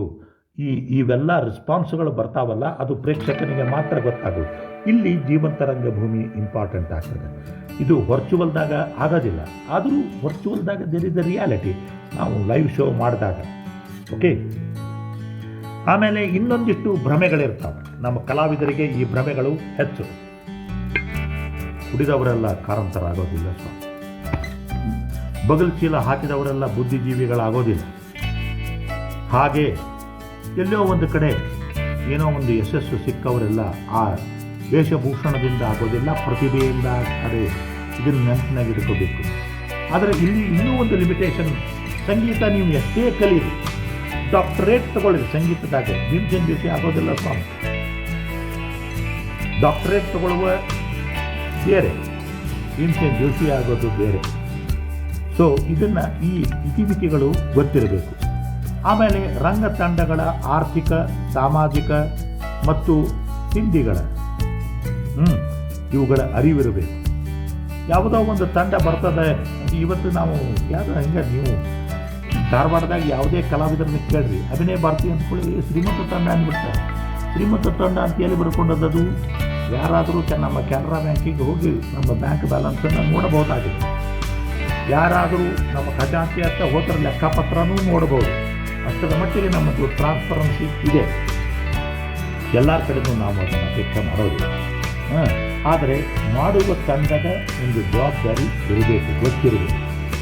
ಅಲ್ಲಿ ಎಂಥ ತಂಡ ಇದೆ, ಏನಿದೆ, ಸರ್ಕಾರದಿಂದ ಸಹಾಯಧನ ಪಡಿಸಿದ್ರೆ ಆ ಸಹಾಯಧನಕ್ಕೆ ಪಡೆಯುವ ಆಶಯಗಳಿಗೆ ಅನುಗುಣವಾಗಿ ಮಾಡಬೇಕು. ಎಲ್ಲರ ಜೊತೆ ಕೂಡಿಕೊಂಡು ಕೆಲಸವನ್ನು ಮಾಡುವ ಅನುಭವ, ಸಾಮರ್ಥ್ಯ ಇವತ್ತಿನ ಹೆಚ್ಚಿನ ನವವೃತ್ತಿಪರ ಕಲಾವಿದರಿಗೆ ಇಲ್ಲ. ಹೆಚ್ಚು ಖರ್ಚು ಮಾಡಿದರೆ ನಾಟಕ ಸುಂದರವಾಗ್ತದೆ ಅಂತ ತಿಳ್ಕೊಳ್ಳೋದು ತಪ್ಪು. ಭಯಂಕರ ಗಾರ್ಜಿಯಸ್ ಸೆಟ್ಟಿಂಗ್ಸ್ ಮಾಡಿಬಿಡೋದು. ಅದು ಹೆಂಗೆ ಅಂದ್ರೆ ನಾವೊಂದು 200 ಸರ್ತಿ ಟ್ರಕ್ಕಿನೊಳಗೆ ಸಾಮಾನು ಒಯ್ದೀವಿ ರೀ, ಸ್ಟೇಜ್ ಸಾಮಾನುಗಳನ್ನು ಟ್ರಕ್ಕಿನೊಳಗೆ ಬೆಂಗಳೂರು ತನಕ ಒಯ್ದೀವಿ. ನಾಟಕದ ಹೆಸರು ನನಗೆ ಬೇಡ. ನಂತರ ನಮಗೆ ತಂಡದ ಇನ್ನೊಂದು ಟ್ರೇನ್ ತುಂಬ ಲಗೇಜ್ ಹಾಕ್ಕೊಂಡು ಹೋಗಿ ನಾಟಕ ಮಾಡಿ ಬಂದು ಅವರು ಆವಾಗ ನನಗೆ ಹೇಳ್ತಿದ್ರು ಏನು ಅಂತಂದರೆ, ಅರವಿಂದ, ಈ ಎಲ್ಲ ಸೆಟ್ಗಳನ್ನು ನೀನು ಅರಬ್ಬಿ ಸಮುದ್ರದಾಗ ಹಾಕಿ ಹೋಗೋಣ, ನಾವು ಮತ್ತೆ ಹೊಸದು ಶುರು ಮಾಡೋಣ. ಇದು ಅವರ ಹುರುಪಾಗಿತ್ತು. ಯಾಕಂದರೆ ಒಂದು ಸಂಸ್ಥಾದೊಳಗೆ ಬಹಳ ಒಂದೊಂದು ಇವನ್ನ ಬೆಳಿಬಾರ್ದು. ಇಟ್ಟುಕೊಳ್ಳುವ ಸಮಸ್ಯೆ, ಯಾರಿಗೂ ಬಿಲ್ಡಿಂಗ್ಗಳು ಇರೋದಿಲ್ಲ, ಇಟ್ಕೊಳ್ತೀರಿ ಅಲ್ಲಿರಿ. ಯಾರ್ದಾರ ಮನೆ ದೊಡ್ಡದ ಅಂತ ಅವ್ರಿಗೆ ಮನೆಗೆ ಹೋಗ್ಬೇಕು. ಯಾಕಾರ ಮನೆ ದೊಡ್ಡದ ಅಂತ ಅವ ಪರಿತಾಪ ಮಾಡಿರಬೇಕು. ಅವ ಮಾಡಲಿಕ್ಕೂ ಅವನು ಹೆಂಡತಿ ಆದರೂ ಕಂಪ್ಲೇಂಟ್ ಮಾಡೋಕ್ಕೇನ, ಇದೇನು ರೀ ಇಡೀ ಜಗತ್ತಿದ್ದು ಕಾಂಟ್ರಾಕ್ಟ್ ನೀವೇ ತೊಗೊಂಡಿರೇನು, ಬೇರೆದವ್ರು ಯಾರೂ ಇಲ್ಲೇನು ಅಂತ ಅವ್ರ ಹೆಸರು ತೊಗೊಂಡು ಯಾಕೆ ಅವ್ರ ಮನೆಯಾಗ ಇಡ್ಲಿಕ್ಕೆ ಬರ್ತಿದ್ದಿಲ್ಲೇನು, ಇವ್ರ ಮನೆಯಾಗ ಇಡ್ಲಿಕ್ಕೆ ಬರ್ತಿದ್ದಿಲ್ಲೇನು, ಇವೆಲ್ಲ ಮಾತು ಬರುವೆ. ಅದಕ್ಕಾಗಿ ನಿಮಗೆ ಒಂದು ಜಾಗ ಬೇಕಂದ್ರೆ ಕೊಡೋರು ಯಾರು? ಈ ರಂಗಭೂಮಿ ಸಂಘಟನೆ ಒಳಗೆ ಆದಷ್ಟು ಲೆಸ್ ಲಗೇಜ್ ಮೋರ್ ಕಂಫರ್ಟ್ ಇದು ಇರಬೇಕು. ಇವತ್ತು ಕೊರೋನಾ ಕಲಿಸಿದೆ. ನನಗೆ ಇನ್ನೊಬ್ಬ ನಿರ್ದೇಶಕರು ಹೇಳಿದರು, ಯಾರ ಜೊತೆ ನಾನು ಸ್ವಲ್ಪ ಫ್ರೀ ತಗೊಂಡು ಮಾತಾಡ್ತಿದ್ದೆವು ಅವರು, ರವೀಂದ್ರ ಕುಲಕರ್ಣಿ ಅವರ ಕೊನೆಗೂ ನೀವು ಹೇಳಿದ್ದ ಬಂತು ನೋಡ್ರಿ, ಮಾರುತಿ ಓಮ್ನಿ ಕಾರಿನೊಳಗೆ ಹೋಗುವಷ್ಟು ಕಲಾವಿದರು ಮತ್ತು ರಂಗ ಪರಿಕರಗಳು ಅಷ್ಟೇ ಇಟ್ಟುಕೊಂಡು ಹೋಗುವಂಥ ಪರಿಸ್ಥಿತಿ ಈಗ ರಂಗಭೂಮಿಗೆ ಬಂತು ಅಂತ. ಆಮೇಲೆ ಹೆಚ್ಚಿನ ಮಂದಿ ನಿರ್ದೇಶಕರ ಲೇಬಲ್ ಹಚ್ಚಿಕೊಂಡವರಿಗೆ ನಟರ ಅಥವಾ ನಟಿಯ ಪ್ರತಿಭೆಯ ಬಗ್ಗೆ ಗೌರವ ಇರೋದಿಲ್ಲ. ನಾನು ನಿರ್ದೇಶಕ ದೊಡ್ಡವ, ನಟ ನಟಿ ಅಲ್ಲವೇ ಅಲ್ಲ. ಸತ್ಯದೇವ್ ದುಬೆ ಅಂತವ್ರಂತವ್ರಿಗೆ ಕಲ್ತು ಬರಬೇಕು. ಸತ್ಯದೇವ್ ದುಬೆ ಅಂತವರಿದ್ದಾಗ ನಿಜವಾಗಿ ಕಲಾವಿದ ನಟನ ಪ್ರತಿಭೆ ಇದ್ದವರಿದ್ದರ. ಕೆಲವರು ಅದರೊಳಗೂ ರಜನಿಕಾಂತ್ ಇದ್ದರು, ಕೆಲವರು ಅದರೊಳಗೂ ಕಮಲ್ ಹಾಸನ್ ಇದ್ದರು, ಕೆಲವರು ಅದರೊಳಗೂ ಬಲರಾಜ್ ಸಾನ್ ಇದ್ದರು. ಇವೆಲ್ಲ ಬಹಳ ಜನಕ್ಕೆ ಗೊತ್ತಿಲ್ಲ. ಆಮೇಲೆ ಇವರು ಎಲ್ಲವನ್ನೂ ತಗೊಳ್ಳುವಂಥದ್ದು ಇನ್ನೊಬ್ಬರಿಗೆ ಬೇಕು. ನೀವು ನಿರ್ದೇಶಕರಿಗೆ ಅವರದೇ ಆದ ಇರ್ತದೆ, ಏನಾದರೂ ನನ್ನ ಹೆಸರಲ್ಲೇ ನಾಟಕ ನಡೀಬೇಕು ಅನ್ನೋ ಅಂಥದ್ದು. ನಟರ ಹೆಸರಲ್ಲೇ ನಡೆದ್ರೆ ನಟ ಮೇಲೆ ಇರ್ತಾನ ಅಂತ. ಇವು ಪ್ರೊಫೆಷ್ನಲ್ ಒಳ ಜಗಳಗಳು. ಇವಕ್ಕೆ ಒಳ ಜಗಳಗಳು ಅನ್ನೋದಿಲ್ಲ, ನಾನು ಭಿನ್ನಾಭಿಪ್ರಾಯಗಳು, ಭಿನ್ನಮತೀಯ ತನ ಇಲ್ಲಿ ಬರ್ತದೆ. ಅದಕ್ಕೆ ನಾಟಕದ ಆಯ್ಕೆಯಿಂದ ಹಿಡಿದು ಪ್ರದರ್ಶನ ತನಕ ಇವು ಬರ್ತಾವೆ. ಹೀಗಾಗಿ ನಾಟಕ ನಡೆಯೋದು ಇಡೀ ಕಲೆಕ್ಟಿವ್ ಆಗಿ ನಡೀಬೇಕಂದ್ರೆ ಎಲ್ಲಿ ನಡೀತಾವೆ? ಟೀಮ್ ವರ್ಕ್ ಬೇಕು, ಎಲ್ಲದಕ್ಕೂ ಟೀಮ್ ವರ್ಕ್ ಬೇಕು. ಆದರೂ ಅದರಲ್ಲೊಬ್ಬ ನಟ ಇರು. ಈಗ ರಾಜ್ಕುಮಾರ್ ಅಣ್ಣ ಅವರ ಸಿನಿಮಾ ಅಂತಂದರೆ ರಾಜ್ಕುಮಾರ್ ಸಿನಿಮಾ ಹೀರೋ, ಆದರೆ ಅವನೊಬ್ಬನೇ ಸಿನಿಮಾ ಮಾಡಲಿಕ್ಕೆ ಸಾಧ್ಯ ಇಲ್ಲ. ಅವನ ಜೊತೆ ಉಳಿದಂಥ ಎಲ್ಲ ಕಲಾವಿದರು ಕೂಡ್ತಾರೆ ಸ್ವಾಮಿ. ಅವರೆಲ್ಲ ಕೂಡಿದಾಗ ಮಾತ್ರ ಸಿನಿಮಾ ಯಶಸ್ವಿ ಆಗ್ತದೆ. ಪ್ರೇಕ್ಷಕರು ಬರೋದು ಯಾರ ಹೆಸರಲ್ಲೇ ಬರ್ತಾರೆ? ಅಣ್ಣ ಅವರ ಹೆಸರಲ್ಲೇ ಬರ್ತಾರ, ಅಥವಾ ನಟರ ಹೆಸರಲ್ಲೇ ಬರ್ತಾರ, ನಟಿಯರ ಹೆಸರಲ್ಲೇ ಬರ್ತಾರೆ. ಮರಾಠಿ ರಂಗಭೂಮಿ ಇವತ್ತಿಗೂ ಹೆಚ್ಚು ವೃತ್ತಿಪರತೆಯಿಂದ ಇದ್ದರೆ, ಗಲ್ಲಾ ಬಾಕ್ಸ್ ದೃಷ್ಟಿಯಿಂದ ತುಂಬ್ತಾ ಇದ್ದರೆ ಅದಕ್ಕೆ ಕಾರಣ ನಟ ನಟಿಯರಲ್ಲಿ ಇರುವಂತಹ ಪ್ರತಿಭೆಯನ್ನು ಮಹಾರಾಷ್ಟ್ರದ ರಂಗಭೂಮಿ ನಿರ್ದೇಶಕರು ಗುರುತಿಸಿದರು. ಆದರೆ ಕರ್ನಾಟಕದಲ್ಲಿ ಯಾಕೆ ಹಂಗಾತು ಅಥವಾ ಆಗಲಿಲ್ಲ ಅನ್ನೋ ವಿಷಯಗಳ ಬಗ್ಗೆ ನಾನು ಚರ್ಚೆಯನ್ನು ಮಾಡೋದಿಲ್ಲ. ಯಾಕಂದರೆ ಅದು ಚರ್ಚೆಯನ್ನು ಮಾಡಿದಷ್ಟು ಹೆಚ್ಚು ಜಟಿಲಗೊಳ್ತದೆ. ನಾವು ಮುಕ್ತವಾದ ಚರ್ಚೆಗೆ ಕೆಲವೊಮ್ಮೆ ಸಿದ್ಧರಾಗಿರುವುದಿಲ್ಲ. ಈ ಫೇಸ್ಬುಕ್ಕಿನ ಒಂದು ಇದರೊಳಗೆ ನಾನು ಅದನ್ನು ತರಲಿಕ್ಕೆ ಇಚ್ಛೆಯನ್ನು ಮಾಡೋದಿಲ್ಲ. ನಂತರ ವೃತ್ತಿ ನಾಟಕ ಕಲಾವಿದರು, ನವವೃತ್ತಿಪರರು, ಹವ್ಯಾಸಿಗಳು ಮತ್ತು ತಿಂಡಿಗಾಗಿ ಮಾಡುವವರು ಇಂಥವರನ್ನು ಪೂರ್ತಿಯಾಗಿ ಅರಿಯದೆ ಈ ನಾಟಕ ಮಾಡಲಿಕ್ಕೆ ಹೊಸಬ ಕಲಾವಿದರು ಬಂದು ಏನೆಲ್ಲ ಆಗಬಹುದು ಮತ್ತು ಈ ತಂಡದ ಶಿಸ್ತು ಸಹಿತ ಅಷ್ಟೇ ಮುಖ್ಯವಾಗಿರುತ್ತದೆ. ಅದಕ್ಕೆ ನಾವು ಮತ್ತೊಮ್ಮೆ ಮರು ವಿಚಾರವನ್ನು ಮಾಡುವಂಥ ವಿಷಯ ಏನು ಅಂದರೆ, ನಾಟಕ ಹೌಸ್ಫುಲ್ ಆಗೋದು ಯಾರಿಂದ? ಕಲಾವಿದರಿಂದನೇ, ಲೇಖಕರಿಂದನೋ ಅಥವಾ ನಟಿಯಿಂದನೋ, ನಟನಿಂದನೋ? ವೃತ್ತಿ ಕಂಪನಿಯಿಂದ ಹಿಡಿದು ಇಲ್ಲಿಯವರೆಗೆ ಹೇಳೋದು. ವೃತ್ತಿ ಕಂಪನಿಯವರಿಗೆ ಅನ್ಡೌಟೆಡ್ಲಿ ಗೊತ್ತಿದೆ, ನಟ ನಟಿಯರಿಂದ ನಾಟಕ ಫೇಮಸ್ ಆಗ್ತದೆ, ನಮ್ಮ ಗಲ್ಲಾಪೆಟ್ಟಿಗೆ ತುಂಬುತ್ತದೆ ಅಂತ. ನಮ್ಮ ಹವ್ಯಾಸಿಗಳೊಳಗೆ, ನವವೃತ್ತಿಪರರೊಳಗೆ ಇದು ಇನ್ನೂ ಒಂದು ಸ್ವಲ್ಪ ಕಂಟ್ರೋಲ್ಡ್ ಅದ. ಇನ್ನು ಹೇಳಬೇಕೋ ಹೇಳಬಾರ್ದು ಅನ್ನುವಂಥದ್ದು. ಇಲ್ಲಿ ಇನ್ನು ಏನಾಗಬೇಕು ಹಾಗಂದ್ರೆ, ರಂಗ ಸಂಘಟನೆಯೊಳಗೆ ಅಂದರೆ ಯಾವುದೇ ಸಂಘಟನೆಗೂ ಸೈದ್ಧಾಂತಿಕ ನಿಲುವು ಇರಬೇಕೋ ಇರಬಾರ್ದು. ಎಡಪಂಥೀಯ, ಬಲಪಂಥೀಯ, ಮಧ್ಯಮ ವರ್ಗ ಈ ರೀತಿಯ ಧೋರಣೆಗಳು ಇರ್ತಾವೋ ಇರಬೇಕೋ ಇರಬಾರ್ದು. ಇದನ್ನು ನಾವೇ ಖಚಿತಪಡಿಸ್ಕೋಬೇಕು. ಪ್ರೇಕ್ಷಕರು ನಾಟಕ ಉಳಿಯಬೇಕು ಅಂದರೆ ಬೇಕು. ಅಂದರೆ ಪ್ರೇಕ್ಷಕರು ಬರುವಂತೆ ನಾವು ನಾಟಕಗಳನ್ನು ಮಾಡಬೇಕು. ಅಷ್ಟೇ ಅಲ್ಲ, ಪ್ರೇಕ್ಷಕರೂ ಸಹಿತ ನಾಟಕಗಳನ್ನು ಪ್ರೋತ್ಸಾಹಿಸಬೇಕು. ಅವರಿಗೇನು ಬೇಕಪ್ಪ? ಥರ್ಡ್ ರೇಟಿನ ಜೋಕುಗಳು ಬೇಕಾ? ಡಬಲ್ ಮೀನಿಂಗುಗಳು ಬೇಕಾ? ಉತ್ತಮ ಅಭಿನಯ ಬೇಕಾ? ಉತ್ತಮ ಹಾಡು ಬೇಕಾ? ಉತ್ತಮ ಸಂಗೀತ ಬೇಕಾ? ಅಥವಾ ಎಲ್ಲೋ ಅವರ ಸಮಸ್ಯೆಗಳಿಗೆ ಒಂದಿಷ್ಟು ಪರಿಹಾರಗಳನ್ನು ಸೂಚಿಸುವಂತಹದ್ದು ಏನಾದರೂ ಬೇಕಾ ಅನ್ನೋದು ಮುಖ್ಯ. ಸೊ ಇದು ಪ್ರೇಕ್ಷಕ ಮಹಾಪ್ರಭು. ಪ್ರೇಕ್ಷಕರು ಇದ್ದರೆ ನಾಟಕ ಇದು ಹವ್ಯಾಸಿಗೂ ಸರಿ, ನವವೃತ್ತಿಪರರಿಗೂ ಸಹಿ, ವೃತ್ತಿಪರರಿಗೂ ಸಹಿ. ಪ್ರೇಕ್ಷಕರು ಆದರೆ ಆಯಾ ವರ್ಗಗಳು ನಮ್ಮ ಕರ್ನಾಟಕದಲ್ಲಿ ಅನ್ಫಾರ್ಚುನೇಟ್ಲಿ ಸ್ವಲ್ಪ ಬೇರೆ ಬೇರೆ ಆಗ್ಯಾವೆ. ಅದಕ್ಕೆ ಕಾರಣಗಳನ್ನು ನಾನು ಇಲ್ಲಿ ವಿಶ್ಲೇಷಣೆಯನ್ನು ಮಾಡೋದಿಲ್ಲ. ಪ್ರೇಕ್ಷಕರನ್ನು ಕರೆದು ತರಲಿಕ್ಕೆ ನಾವು ಎಷ್ಟರ ಮಟ್ಟಿಗೆ ಸಮರ್ಥರಿದ್ದೇವೆ ಅನ್ನುವ ಹಾಗೆ ನಮ್ಮ ಪ್ರಚಾರ, ನಾಟಕದ ಹೆಸರು, ನಟ ನಟಿಯರ ಒಂದು ಪ್ರಾಮುಖ್ಯತೆ ಎಲ್ಲವನ್ನೂ ಕೊಡಲೇಬೇಕು. ಇಲ್ದಿದ್ರೆ ಆಗೋದಿಲ್ಲ ಸ್ವಾಮಿ. ಆಮೇಲೆ ಶಿಸ್ತು ಪರಿಪಾಲನೆ ಮತ್ತು ಈ ಶಿಸ್ತು ಪರಿಪಾಲನೆ ಒಂದು ರಿಹರ್ಸಲ್ ಶಿಸ್ತು, ರಂಗಭೂಮಿಯ ಶಿಸ್ತು, ಆರ್ಥಿಕ ಶಿಸ್ತು ಮತ್ತು ಅಚ್ಚುಕಟ್ಟುತನ. ಯಾವುದೇ ಏನೇ ಕೆಲಸ ಮಾಡಲಿ ಅದನ್ನು ಮಾಡುವಂತಹ ಒಂದು ಪರಿಪಾಲನೆ ಇರಬೇಕು. ಹಣ ಮತ್ತು ವೃತ್ತಿಪರತೆ ಎರಡನ್ನ ತಳಕ ಹಾಕುವುದು ಬೇಕಾ ಅಥವಾ ಬೇಡವಾ ಅನ್ನೋದು ನಮ್ಮ ವೃತ್ತಿಪರತೆಯನ್ನು ಹೇಳ್ತದೆ. ನಾನೊಬ್ಬ ಒಳ್ಳೆಯ ಡಾಕ್ಟರ್ ಆಗಿದ್ದರೆ ಪೇಷಂಟ್ ರೊಕ್ಕ ಕೊಟ್ಟಿಲ್ಲ ಅಂತ ತಿಳ್ಕೊಂಡು ನಾನು ಅವನನ್ನು ಅಲ್ಲಿಯೇ ಆಪರೇಷನ್ ಥಿಯೇಟರ್ ಮೇಲೆ ಬರೋದು ನೈತಿಕವಾಗಿ ಒಳ್ಳೆಯದ ಅಥವಾ ತಪ್ಪು? ಇದನ್ನು ನಾವೇ ವಿಚಾರ ಮಾಡೋದು. ಇದನ್ನು ಇಲ್ಲ ಮಾಡೋಕ್ಕಿಂತ ಮುಂಚೆ ಇದನ್ನೆಲ್ಲ ವಿಚಾರ ಮಾಡಿರಬೇಕು. ಸೊ ಹಣ ಮತ್ತು ವೃತ್ತಿಪರತೆಯ ನಡುವೆ ತಳುಕು ಹಾಕುವುದು ಸರಿಯಲ್ಲ. ಹಣ ಮುಖ್ಯ, ಜೀವನ ನಿರ್ವಹಣೆ ಅದು ಅಷ್ಟೇ ಮುಖ್ಯ. ಆದರೆ ಇದರಲ್ಲಿ ಮತ್ತೊಬ್ಬರಿಗೆ ಒಂದು ವೃತ್ತಿ ಅಂತ ಇದ್ದರೆ, ಜೀವನ ನಿರ್ವಹಣೆ ನಿಮ್ಮರಿಗೆ ಅಷ್ಟು ಇದ್ದಿದ್ದರೆ ಅದರಲ್ಲಾದರೂ ನೀವು ಇವರಲ್ಲಾಗಬೇಕು. ತಂಡಗಳಿಂದ ಹೆಚ್ಚು ಅಪೇಕ್ಷೆಗಳನ್ನು ಇಟ್ಟುಕೊಳ್ಳಬಾರದು. ಆ ತಂಡ ನನಗೆ ಹೀಗೆ ಮಾಡಬೇಕು, ಹಾಗೆ ಮಾಡಬೇಕು ಅಂತ ಭಾಳ ಇಟ್ಕೋಬಾರ್ದು. ಯಾಕಂದರೆ ತಂಡ ಇವತ್ತಿನ ದಿನದಲ್ಲಿ ನಡೆಸುವುದೇ ಕಠಿಣವಾಗಿದೆ. ಹೊಸ ಟೆಕ್ನಾಲಜಿಗಳಿಗೆ, ಹೊಸ ಕಮಿಟ್ಮೆಂಟ್ಗಳಿಗೆ ತಯಾರಿರಬೇಕು. ಇವತ್ತು ಈ ದೃಷ್ಟಿಯಿಂದ ನಾನು ಮೆಚ್ಚಬೇಕಾಗ್ತದೆ ನಮ್ಮ ಮಂಡ್ಯ ರಮೇಶ್ ನಡೆಸುವಂಥ ನಟನ ಶಾಲೆ. ಅವರು ಜನಗಳಲ್ಲಿಯೂ ಸಹಿತ ಎಲ್ಲೆಲ್ಲೋ ದುಡಿದು ಏನೆಲ್ಲ ಮಾಡಿ ನನಗೆ ಅಂಥ ಒಬ್ಬ ಪ್ರತಿಭಾವಂತ ನಟ ಎಲ್ಲೆಲ್ಲೋ ಯಾವ್ಯಾವ ಸೀರಿಯಲ್ಗಳಲ್ಲಿ ಏನೇನೋ ಪಾತ್ರಗಳನ್ನು ಮಾಡಿ ಎಲ್ಲೆಲ್ಲೋ ರಿಯಾಲಿಟಿ ಶೋಗಳಲ್ಲಿ ಹೇಗೇಗೋ ಅಂದ್ರೆ ಜನ ಮೆಚ್ತಾರ ಅಂತ ಮಾಡಿ ದುಡ್ಡು ತಂದು ಹಾಕಿ ಶಾಲೆಯನ್ನು ನಡೆಸೋದಲ್ರಿ, ಇದು ಹೆಚ್ಚಿನ ಜವಾಬ್ದಾರಿ.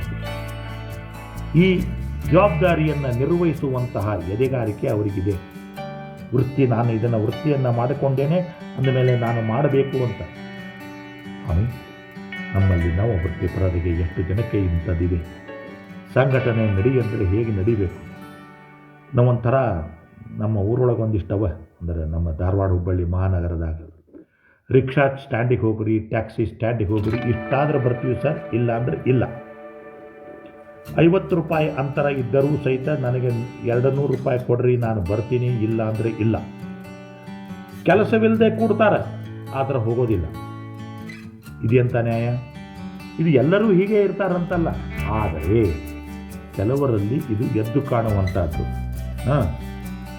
ಅದಕ್ಕಾಗಿ ನಾನು ಈ ಮಾತು ಹೇಳೋದು, ಇದನ್ನು ನಾವು ವೃತ್ತಿಪರತೆಯನ್ನು ನೋಡಪ್ಪ, ನೀವು ನನ್ನನ್ನು ಸಹಿತ ನಿಮ್ಮ ಜೊತೆ ಪ್ರೊಡ್ಯೂಸರ್ ಮಾಡ್ಕೊಳ್ರಿ, ಎಷ್ಟು ಬರ್ತದೋ ಅದರೊಳಗೆ ನಾನು ತಗೋತೀನಿ ಅನ್ನುವ ನಿರ್ದೇಶಕರನ್ನು ನಾನು ನೋಡಬೇಕಾಗಿದೆ. ಇನ್ನು ಇಷ್ಟು ಬರ್ತದ, ಇದು ನನ್ನ ಪಾರ್ಟು, ನಾನು ಇಷ್ಟು ಮಾಡ್ತೀನಿ ಅಂತ. United artist combined. ನಾನು ಈ ಮಾತನ್ನು ಭಾಳ ಜನಕ್ಕೆ ಹೇಳಿದೆ. ಎಲ್ಲರೂ ಅದರ ಜಿ ಬಿ ಜೋಶಿ ಅವರು ಹೇಳಿದ್ದೆ, ನಾನೇನು ಹೊಸದೇನು ಹೇಳಿಲ್ಲ. ಜಿ ಬಿ ಜೋಶಿ ಅವರು ಹೇಳ್ತಿದ್ರು, ನಟನಿಗೆ ಸಣ್ಣ ಪಾತ್ರ ಇರಲಿ ದೊಡ್ಡ ಪಾತ್ರ ಇರಲಿ, ಇಷ್ಟಿಷ್ಟು ದುಡ್ಡು ಹಾಕೋದು, ನಾಟಕ ಮಾಡೋದು, ಒಳ್ಳೆಯದನ್ನಾಗಿ ಮಾಡಲಿಕ್ಕೆ ಪ್ರಯತ್ನ ಮಾಡೋದು, ಆಗಲಿಕ್ಕರೆ ಬಿಟ್ಟು ಬಿಡೋದು. ಇಲ್ಲಿಗೆ ಯಾವುದು ಹೋದರೂ 100 ರೂಪಾಯಿನ ಹೋತು, ಬಂದರೆ ಬರಲಿ, ಇಲ್ದಿದ್ದರೆ 100 ರೂಪಾಯಿ ಕಳ್ಕೊಂಡ್ರೂ ಆ ಒಂದು ತಿಂಗಳ ಕಾಲ ನಾವು ಪಟ್ಟಂಥ ಅನುಭವ ಯಾರೂ ತಗೊಳ್ಳಿಕ್ಕಾಗೋದಿಲ್ಲ. ನಾವು ಪಡೆದಂಥ ಜ್ಞಾನವನ್ನು ಯಾರಿಗೂ ತಗೊಳ್ಳಿಕ್ಕೂ ಆಗೋದಿಲ್ಲ. ಆ ದೃಷ್ಟಿಯಿಂದ ಸಂಘಟನೆಯ ಅಸ್ತಿತ್ವದಲ್ಲಿ ಇರೋದು ಮುಖ್ಯವಾಗ್ತದೆ. ಇವನ್ನೆಲ್ಲವನ್ನು ಕ್ರೋಢೀಕರಣ ನಾವು ಮಾಡಬೇಕು ಅಂತಂದರೆ ಸಂಘಟನೆ ಸ್ಟ್ರಾಂಗ್ ಆಗಿರಬೇಕು. ಸಂಘಟನೆ ಸ್ಟ್ರಾಂಗ್ ಆಗಿರಬೇಕು ಅಂದರೆ ಅದಕ್ಕೆ ಕಮಿಟ್ಮೆಂಟ್ ಬೇಕು. ಆ ಕಮಿಟ್ಮೆಂಟ್ ಇರಬೇಕು ಅಂದರೆ ನಮ್ಮದೇ ಆದ ಡಿಸಿಪ್ಲಿನೂ ಬೇಕು.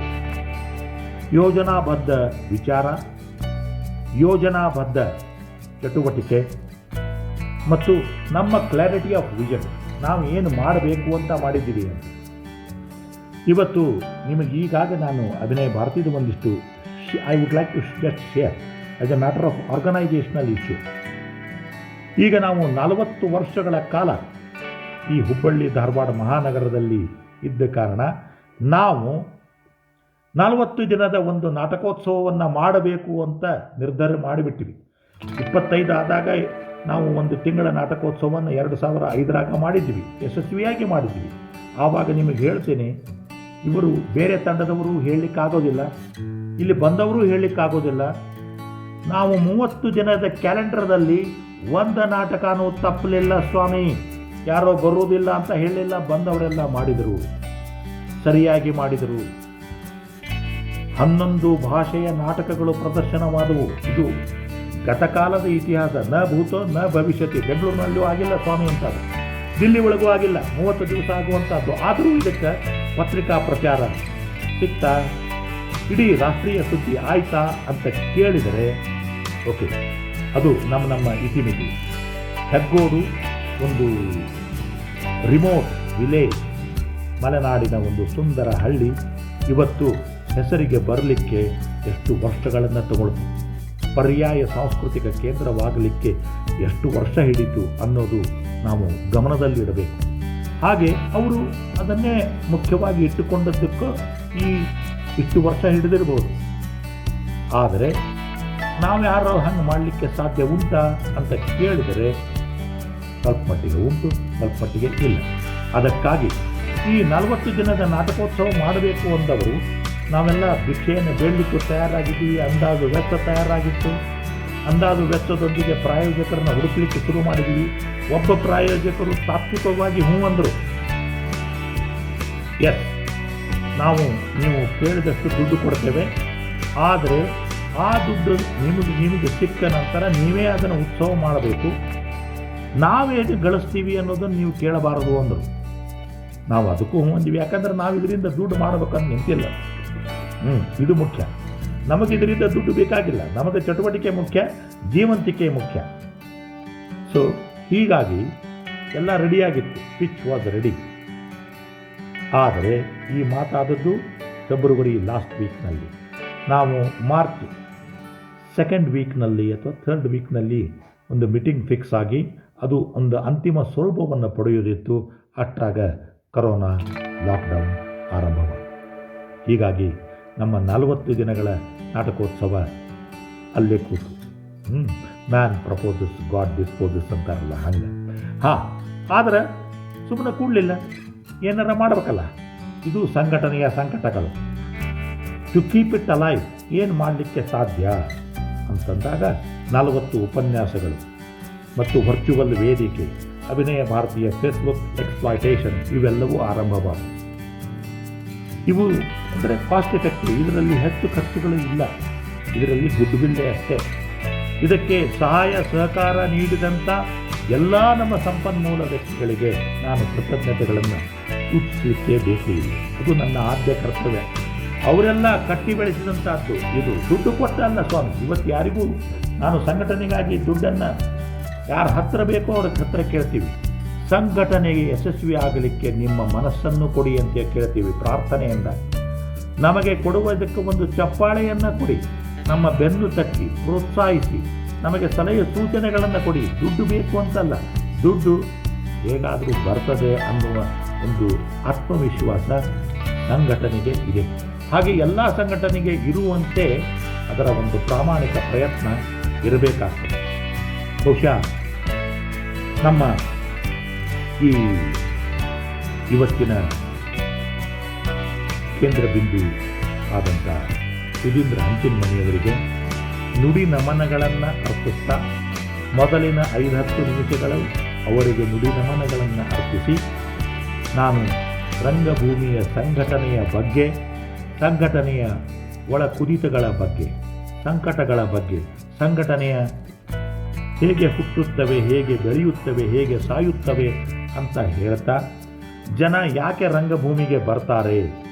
ನಾಟಕ ಮಾಡಲಿಕ್ಕೆ, ನೋಡಲಿಕ್ಕೆ, ನಾಟಕದ ಬಗ್ಗೆ ಟೀಕೆ ಟಿಪ್ಪಣಿಗಳನ್ನು ಮಾಡಲಿಕ್ಕೆ, ಅಥವಾ ತಮ್ಮ ಮನೋರಂಜನೆಗಾಗಿ ಬರ್ತಾರೋ, ಸಮಾಜ ಸುಧಾರಣೆಗಾಗಿ ಬರ್ತಾರೋ, ಹೌಸ್ಫುಲ್ ಯಾರಿಂದ ಆಗ್ತದೆ ಅನ್ನೋದನ್ನು ಎಲ್ಲ ವಿಷಯಗಳನ್ನು ಗಮನದಲ್ಲಿಟ್ಟುಕೊಂಡು ಇವತ್ತು ನಿರ್ದೇಶಕ ಆಗಬೇಕು ಅನ್ನೋರು, ಸಂಘಟನೆ ನಡೆಸಬೇಕು ಅನ್ನೋರು, ನಟ ನಟಿಯರು ಅವರು ಯಾವುದೇ ವಯಸ್ಸಿನವರಿರಲಿ ಇನ್ನೂ ಏನನ್ನೋ ಸಾಧಿಸಬೇಕು. ಯಾಕಂದ್ರೆ ಯಾರಿಗೆ ಕಾಲನ ಕರೆ ಯಾವಾಗ ಬರ್ತದೋ ಅನ್ನೋದು ಗೊತ್ತಿಲ್ಲ. ಇದ್ದ ಪ್ರತಿಭೆಯನ್ನು ನಾಳೆ ಉಪಯೋಗಿಸಿದರಾಯಿತು, ಅಥವಾ ಇವತ್ತು ಇಷ್ಟು ಕೊಟ್ಟರೆ ನಾನು ಬರ್ತೇನೆ ಅನ್ನುವ ಟ್ಯಾಕ್ಸಿ ರಿಕ್ಷಾ ಈ ಮನೋಭಾವನೆಯನ್ನು ಬಿಟ್ಟು ಬಂದಂಥ ಅವಕಾಶಗಳನ್ನು ಬಳಸಿಕೊಳ್ಳೋಣ. ಬಂದಂಥ ಅವಕಾಶದಲ್ಲಿ ನಾವು ಮಿಂಚೋಣ. ಏನು ಸಾಧ್ಯ ಆಗ್ತದೋ ಆಗಲಿ, ಪ್ರತಿಫಲ ಅಪೇಕ್ಷೆ ಇಲ್ಲದೆ ನಾನು ಯಾವಾಗ ಕೆಲಸವನ್ನು ರಂಗಭೂಮಿಗಾಗಿ ಮಾಡ್ತೇನೆ, ಆವಾಗ ಹಿಂದೆಲ್ಲ ನಾಳೆ ನನಗೆ ನಾನು ಕೇಳಿದ್ದು ಬಯಸಿದ್ದು ಬರ್ತದೆ. ವಯಸ್ಸು ಇರಲಿಕ್ಕಿಲ್ಲ. ಈಗಾಗಲೇ ನನಗೆ ಗೊತ್ತಿದೆ ಏನು, 25, 26, 30, 35 ವಯಸ್ಸಿನಲ್ಲಿ ಪ್ರಶಸ್ತಿಗಳನ್ನು ಬಾಚಿದವರೂ ಇದ್ದಾರೆ. 60, 70 ಆದವರು ಏನೂ ಇರದೆ ಹಾಗೆ ಹೋದವರೂ ಇದ್ದಾರೆ, ಹೋಗಲಿಕ್ಕೂ ಇದ್ದಾರೆ. ಎಲ್ಲರಿಗೂ ಎಲ್ಲವೂ ಬರ್ತದ ಅಂತಲ್ಲ. ಇವುಗಳನ್ನು ಮರೆಸುವಷ್ಟು, ಆ ನೋವನ್ನು ಮರೆಸುವಷ್ಟು ನೀವು ಈ ಚಟುವಟಿಕೆಗಳಲ್ಲಿ ತೊಡ್ಕೋಬೇಕು. ಎಲ್ಲರೂ ಎಲ್ಲರನ್ನು ರಿಕಗ್ನೈಸ್ ಮಾಡ್ತಾರ? ನಾನು ನಮ್ಮ ತಂಡಗಳಲ್ಲೆಲ್ಲ ಕೇಳ್ತೀನಿ, ಏನು ನಮ್ಮ ತಂಡಕ್ಕೆ ಅದರದೇ ಆದ ಒಂದು ಕಾಮ್ರೇಡ್ಶಿಪ್ ಇಲ್ಲ. ಅಂದರೆ ಹೀಗೆ ನೀವು ನಮ್ಮ ಸದಸ್ಯರು, ನೀವು ಬೇರೆ ಕಡೆ ಮಾಡಬಾರ್ದು, ಅದು ಇದು ಅವು ಏನೂ ಇಲ್ಲ, ಎಲ್ಲರೂ ಮುಕ್ತ. ಈ ಮುಕ್ತ ಅನ್ನೋದು ಸಹಿತ ಒಮ್ಮೊಮ್ಮೆ ಸಮಸ್ಯೆ ತರ್ತದೆ. ಆದರೆ ಆ ಸಮಸ್ಯೆ ಅಂತ ಅದೇನು ದೊಡ್ಡದಲ್ಲ ಅಂತ ನನ್ನ ಅನಿಸಿಕೆ. ಸೊ ಇಲ್ಲಿ ಗಮನದಲ್ಲಿ ಇಟ್ಟುಕೊಳ್ಳಬೇಕಾದಂಥ ವಿಷಯ ನನಗನಿಸಿದ ಹಾಗೆ, ರಂಗಭೂಮಿ ಬೆಳಿಬೇಕು, ಜೀವಂತವಾಗಿ ಇರಬೇಕು ಅಂತ ಇದ್ದರೆ ರಂಗಭೂಮಿಯ ಸಂಘಟನೆ ಒಳ್ಳೆಯದಾಗಿರಬೇಕು. ಹೇಗೆ ಒಳ್ಳೆಯದಾಗಿರಬೇಕು ಅನ್ನೋದು, ಹೇಗೆ ಹುಟ್ಟುತ್ತವೆ, ಕನ್ನಡ ಸಂಸ್ಕೃತಿ ಇಲಾಖೆ ಸಹಾಯಧನವನ್ನು ಕೊಡುತ್ತದೆ ಅಂತ ಹುಟ್ಟುತ್ತದೆಯೋ, ಅಥವಾ ಏನನ್ನಾದರೂ ನಮ್ಮ ಊರಿನಲ್ಲಿ ನಾನು ಸಾಧಿಸಬೇಕು ಅಂತ ಹುಟ್ಟುತ್ತದೆಯೋ, ಇವೆಲ್ಲ ಯಕ್ಷ ಪ್ರಶ್ನೆಗಳು. ಇದಕ್ಕೆ ಉತ್ತರ ಸರಿಯಾಗಿ ಹೇಳಲಿಕ್ಕೆ ಆಗೋದಿಲ್ಲ.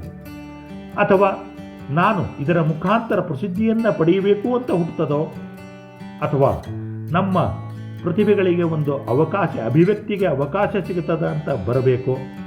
ಇದರ ಜೊತೆ ನಾನು ಬೆಳಿಬೇಕು, ಮಾನಸಿಕವಾಗಿ ನಾನು ಬೆಳಿಬೇಕು, ಸಾಮಾಜಿಕವಾಗಿ ಬೆಳಿಬೇಕು, ಜನ ನನ್ನನ್ನು ಗುರುತು ಹಿಡಿಬೇಕು ಅಂತ ಬರಬೇಕು ಅನ್ನುವುದನ್ನು ನಾವೇ ನಟರಾಗಬೇಕು ಅನ್ನೋರು, ನಟಿಯಾಗಬೇಕು ಅನ್ನೋರು ಎಷ್ಟು ದಿವಸ ಅಂತ ಕೆಲಸ ಇಲ್ಲದ ಮನೆಯಾಗ ಕೊಡ್ತೀರಿ?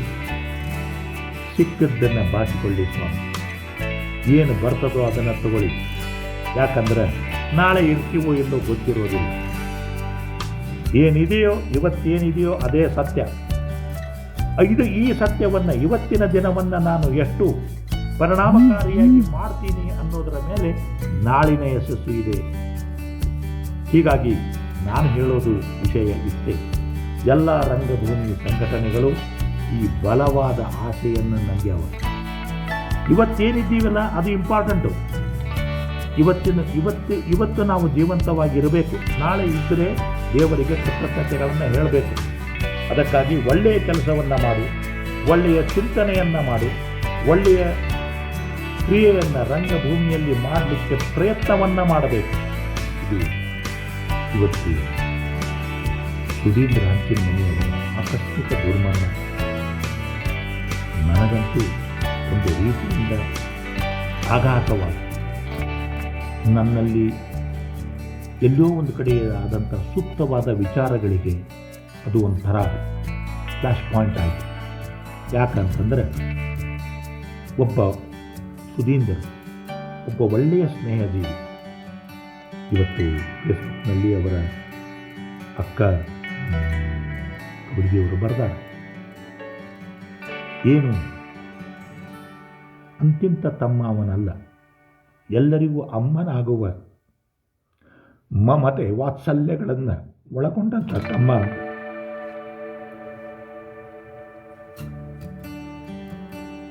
ಅವರು ಇರೋ ತನಕ ತಂಡಗಳನ್ನು ಪ್ರೀತಿಸಿದರು, ಚಟುವಟಿಕೆಗಳನ್ನು ಪ್ರೀತಿಸಿದರು, ತಾವು ಶ್ರೇಷ್ಠ ಅಂತ ಎಂದು ಹೇಳ್ತಿದ್ದಾರೆ. ಇಂಥವರು ಇವತ್ತು ನಮ್ಮ ಜೊತೆ ಇಲ್ಲ. ಸಂಘಟನೆಯ ಬಗ್ಗೆ ನಾನು ಮಾತಾಡ್ತೀನಿ ಅಂತ ಹೇಳಿದ್ದು ಅವರ ಅಂತರಾಳದ ನೋವಾಗಿತ್ತು, ಆಕ್ರಂದನವಾಗಿತ್ತು. ಯಾಕಂದರೆ ಅವರು ಥಿಯೇಟರಿನ ಆ 79ರ ಇಸವಿಯಲ್ಲಿ ಇದ್ದಂಥ ಥಿಯೇಟರೂ ನೋಡಿದ್ರು, ಈಗಿನ ಥಿಯೇಟರೂ ನೋಡಿದರು. ನೋಡಿ ಅವ್ರಿಗೆ ಅಜ್ಜಿದ್ದು ವಿಚಾರಗಳನ್ನು ನನಗೆ ಹೇಳಿದ್ರು. ಅದರಿಂದ ನಾನು ಸಂಘಟನೆಯ ಬಗ್ಗೆ ಮಾತಾಡ್ತೀನಿ, ಮ್ಯಾನೇಜ್ಮೆಂಟ್ ಬಗ್ಗೆ ಮಾತಾಡ್ತೀನಿ. ಇವತ್ತು ಅವರ ಎಲ್ಲ ಹೇಳಬೇಕು ಅಂದದ್ದನ್ನು ನಾನು ಹೇಳಿದಿನೋ ಇಲ್ಲೋ ನನಗೆ ಗೊತ್ತಿಲ್ಲ. ಆರ್ಥಿಕ ಶಿಸ್ತಿನ ಬಗ್ಗೆ ಹೇಳಿದೆ, ಸಾಮಾಜಿಕ ಶಿಸ್ತಿನ ಬಗ್ಗೆ ಹೇಳಿದೆ, ಕಮಿಟ್ಮೆಂಟ್ಗಳ ಬಗ್ಗೆ ಬಂತು, ಹೇಗೆ ಹುಟ್ಟುತ್ತವೆ, ಹೇಗೆ ಬೆಳೆಯುತ್ತವೆ, ಹೇಗೆ ಸಾಯುತ್ತವೆ ಅನ್ನೋದು ಅವರು ನೋಡ್ಯಾರ. ಧಾರವಾಡದವರೇ ಅವರು. ತಂಡಗಳು ಹುಟ್ಟುತ್ತಾವೆ ಹೆಂಗೆ, ಸಾಯ್ತಾವೆ ಹೆಂಗೆ, ಸತ್ತ ತಂಡಗಳ ಪರಿಚಯವೂ ಅವರಿಗಿದೆ, ಬೆಳೆಯುತ್ತಿರುವ ತಂಡಗಳ ಪರಿಚಯವೂ ಇದೆ. ಉತ್ಸಾಹಿ ಭಕ್ತಿಗಳಾದಂಥವರ ಬಗ್ಗೆ ಪ್ರಶಂಸೆಯೂ ಇತ್ತು. ಈಗ ಉದಾಹರಣೆ, ನಾಳೆ ನೀವು ಶನಿವಾರ ನೋಡುವಂಥ ನಾಟಕ ನಿರ್ದೇಶಕರು ಇನ್ನೊಬ್ಬ ಡಾಕ್ಟರ್ ಅರವಿಂದ್ ಎಲ್ ಕುಲಕರ್ಣಿ, ಬೆಳಗಾವಿಯ ರಂಗ ಸಂಪಾದಕರು, ಯಾವುದನ್ನು ಶ್ರೀಪತಿ ಮಂಜುನವೇಲು ಕಟ್ಟಿ ಬೆಳೆಸಿದರು. ಆ ರಂಗ ಸಂಪದಿಂದ 2ನೇ ಲೈವ್ ಶೋ ಅಭಿನಯ ಭಾರತಿ ಮುಖಾಂತರ ಆಗ್ತಾ ಇದೆ. ಅದನ್ನು ಅವರು ಶ್ರದ್ಧಾಂಜಲಿ ಪೂರ್ವಕವಾಗಿ, ಸಾಂಕೇತಿಕವಾಗಿ ಅದನ್ನು ಪ್ರದರ್ಶನವನ್ನು ಮಾಡ್ತಾರೆ. ಅವರ ಬಗ್ಗೆ ನಮ್ಮ ಹಂಚಿನ ಮನೆ ಹೇಳ್ತಿದ್ರು, ಏನಪ್ಪ ಇಷ್ಟೇ ವಯಸ್ಸಿನಾಗೂ ಸಹಿತ, ರಿಟೈರ್ಮೆಂಟ್ ಆದಾಗೂ ಸಹಿತ ಅವರು ಇಷ್ಟೆಲ್ಲ ಹುರುಪು, ಉತ್ಸಾಹ, ಜೀವನೋತ್ಸಾಹವನ್ನು ಇಟ್ಟುಕೊಂಡಾರಲ್ಲ ಅಂತ. ನಮ್ಮ ದೇಶದಲ್ಲಿ ನನಗೀಗಾಗಲೇ ಅನುಭವ ಬಂದಿದೆ. ಮತ್ತೊಬ್ಬರ ಬಗ್ಗೆ ಪ್ರಶಂಸೆಯ ರೂಪದಲ್ಲಿ ಸಾರ್ವಜನಿಕವಾಗಿ ಮತ್ತೊಬ್ಬರ ಜೊತೆ ನಾವು ಹೇಳುವುದೇ ಇಲ್ಲ. ಎಲ್ಲಿ ಹೇಳಿದರೆ ಇವರು ನಮಗಿಂತ ದೊಡ್ಡವರಾಗ್ತಾರೋ ಅಂತ ತಿಳ್ಕೊಳ್ತೀವಿ. ಆದರೆ ಸುಧೀಂದ್ರ ಹಂಚಿನ ಮನೆ ಅಂಥವರಾಗಿರಲಿಲ್ಲ. ಒಳ್ಳೆಯದನ್ನು ಬಹಳ ಪ್ರಶಂಸಾಪೂರ್ವಕವಾಗಿ ಹೇಳ್ತಿದ್ರು. ಅವರು ನನಗೂ ಸಹಿತ ಅಭಿನಯ ಭಾರತಿ ಬಗ್ಗೆನೂ ಸಾಕಷ್ಟು ಪ್ರಶಂಸೆಯನ್ನು ಮಾಡ್ಯಾರ. ಅಷ್ಟೇ ಅಲ್ಲ, ಇದು ತನ್ನ ಸಣ್ಣ ಕಾಂಟ್ರಿಬ್ಯೂಷನ್ ಅಂತೂ ಕಾಲಕ್ಕೆ ಕೊಟ್ಟಾರ. ಅವರಿವರ ಕೊಟ್ಟದ್ರ ಮೇಲೇ ಇದು ನಡೆಯೋದು ಸರಿ. ಯಾಕಂದ್ರೆ ನಾವು ಯಾವಾಗಲೂ ಭವತಿ ಭಿಕ್ಷಾಂದೇಹಿಯವರೇ. ಭಿಕ್ಷೆ ಬೇಡೋದು ಎಲ್ಲರಿಗೂ ಬರೋದಿಲ್ಲರಿ ಸ್ವಾಮಿ. ಅದಕ್ಕೆ ಅದರದೇ ಆದ ಈಗೋಗಳು ಇದ್ದರೆ ಬಿಡಬೇಕಾಗ್ತದೆ. ಯಾರು ಈಗೋಗಳಿಗೆ ಗೋ ಅಂತಾರೋ ಅವರಿಗೆ ಯಶಸ್ಸು ಸಿಗುತ್ತದೆ ಅನ್ನೋದು ರಂಗಭೂಮಿ ನನಗೆ ಕಲಿಸಿಕೊಟ್ಟ ಇನ್ನೊಂದು ಪಾಠ. ರಂಗಭೂಮಿ ಸಂಘಟನೆಯ ಬಗ್ಗೆ ಮತ್ತು ಈ ಸಂಘಟನೆಯ ಒಂದು ಅನಿವಾರ್ಯತೆ. ಇವತ್ತು ಯಶಸ್ಸು ಸಿಗಬೇಕಂದ್ರೆ ಒಬ್ಬನೇ ವ್ಯಕ್ತಿ ಎಲ್ಲವನ್ನು ಮಾಡಲಿಕ್ಕೆ ಸಾಧ್ಯ ಇಲ್ಲ ಅನ್ನೋದನ್ನು ನೆನಪಿನಲ್ಲಿಡಬೇಕು. ಎಲ್ಲರೂ ಕೂಡಿ ಮಾಡುವ ಕೆಲಸ. ಎಲ್ಲ ಬೆರಳುಗಳು ಒಂದೇ ಇರೋದಿಲ್ಲ ಅನ್ನೋದನ್ನು ಗಮನದಲ್ಲಿಡಬೇಕು. 5 ಬೆರಳುಗಳು ಹಸ್ತದ 5 ಬೆರಳುಗಳು 5 ತರಹ ಇರ್ತದೆ. ಕಮಲದ ಹೂವು ಸಹಿತ ನಿಂತಿರುವುದು ನೀರಲ್ಲಿ ಇದ್ದ ಎಲೆಗಳ ಮೇಲೆ. ಅದು ಎದ್ದಕ್ಕೆ ವರ್ಟಿಕಲ್ ಆಗಿ ನಿಂತಿರಬಹುದು, ನೇರವಾಗಿ ನಿಂತಿರಬಹುದು. ಅದು ನಿಂತಿದ್ದರೆ ಅದಕ್ಕೆ ಕಾರಣ ಸ್ಥಳದಲ್ಲಿ 2 ಎಲೆಗಳು ಹಿಡಿದಿರುತ್ತವೆ, ನೀರ ಮೇಲೆ ಇರುತ್ತವೆ. ನೀರಿಗೂ ಹತ್ತಿರುವುದಿಲ್ಲ. ಇದು ನಾನು ಈಗ ಹಸ್ತದ್ದು ಕೊಟ್ಟೆ, ಕಮಲದ್ದು ಕೊಟ್ಟೆ. ಹಾಗೆ ಹೊರೆಯನ್ನು ಹೊರಲೇಬೇಕು ಸ್ವಾಮಿ, ಹೆಂಗಸಾಗಲಿ ಗಂಡಸಾಗಲಿ. ಆದರೆ ಒಬ್ಬರೇ ಹೊತ್ತರೆ ಏನಾಗ್ತದೆ ಅನ್ನುವ ದುರಂತವು ನಿಮ್ಮ ಕಣ್ಣೆದುರಿಗೆ ಇದೆ. ನಾನೇನು ಹೇಳುವುದಿಲ್ಲ. ಇದನ್ನು ನಾನು ಯಾಕೆ ಈ ಮಾತು ಹೇಳಿದೆ ಅಂದರೆ, ಸಂಘಟನೆಯ ದೃಷ್ಟಿಯಿಂದ ಇದು ರಾಜಕೀಯ ಸಂಘಟನೆ ಇರಲಿ ಅಥವಾ ರಂಗಭೂಮಿಯ ಸಂಘಟನೆ ಇರಲಿ, ABCDಗಳು ಅದರ ಗ್ರಾಮರು ಒಂದೇ. ಆದರೆ ಮೇಲ್ನೋಟಕ್ಕೆ ಅವೆಲ್ಲ ಬೇರೆ ಬೇರೆ ಕಾಣಿಸ್ತಾವೆ.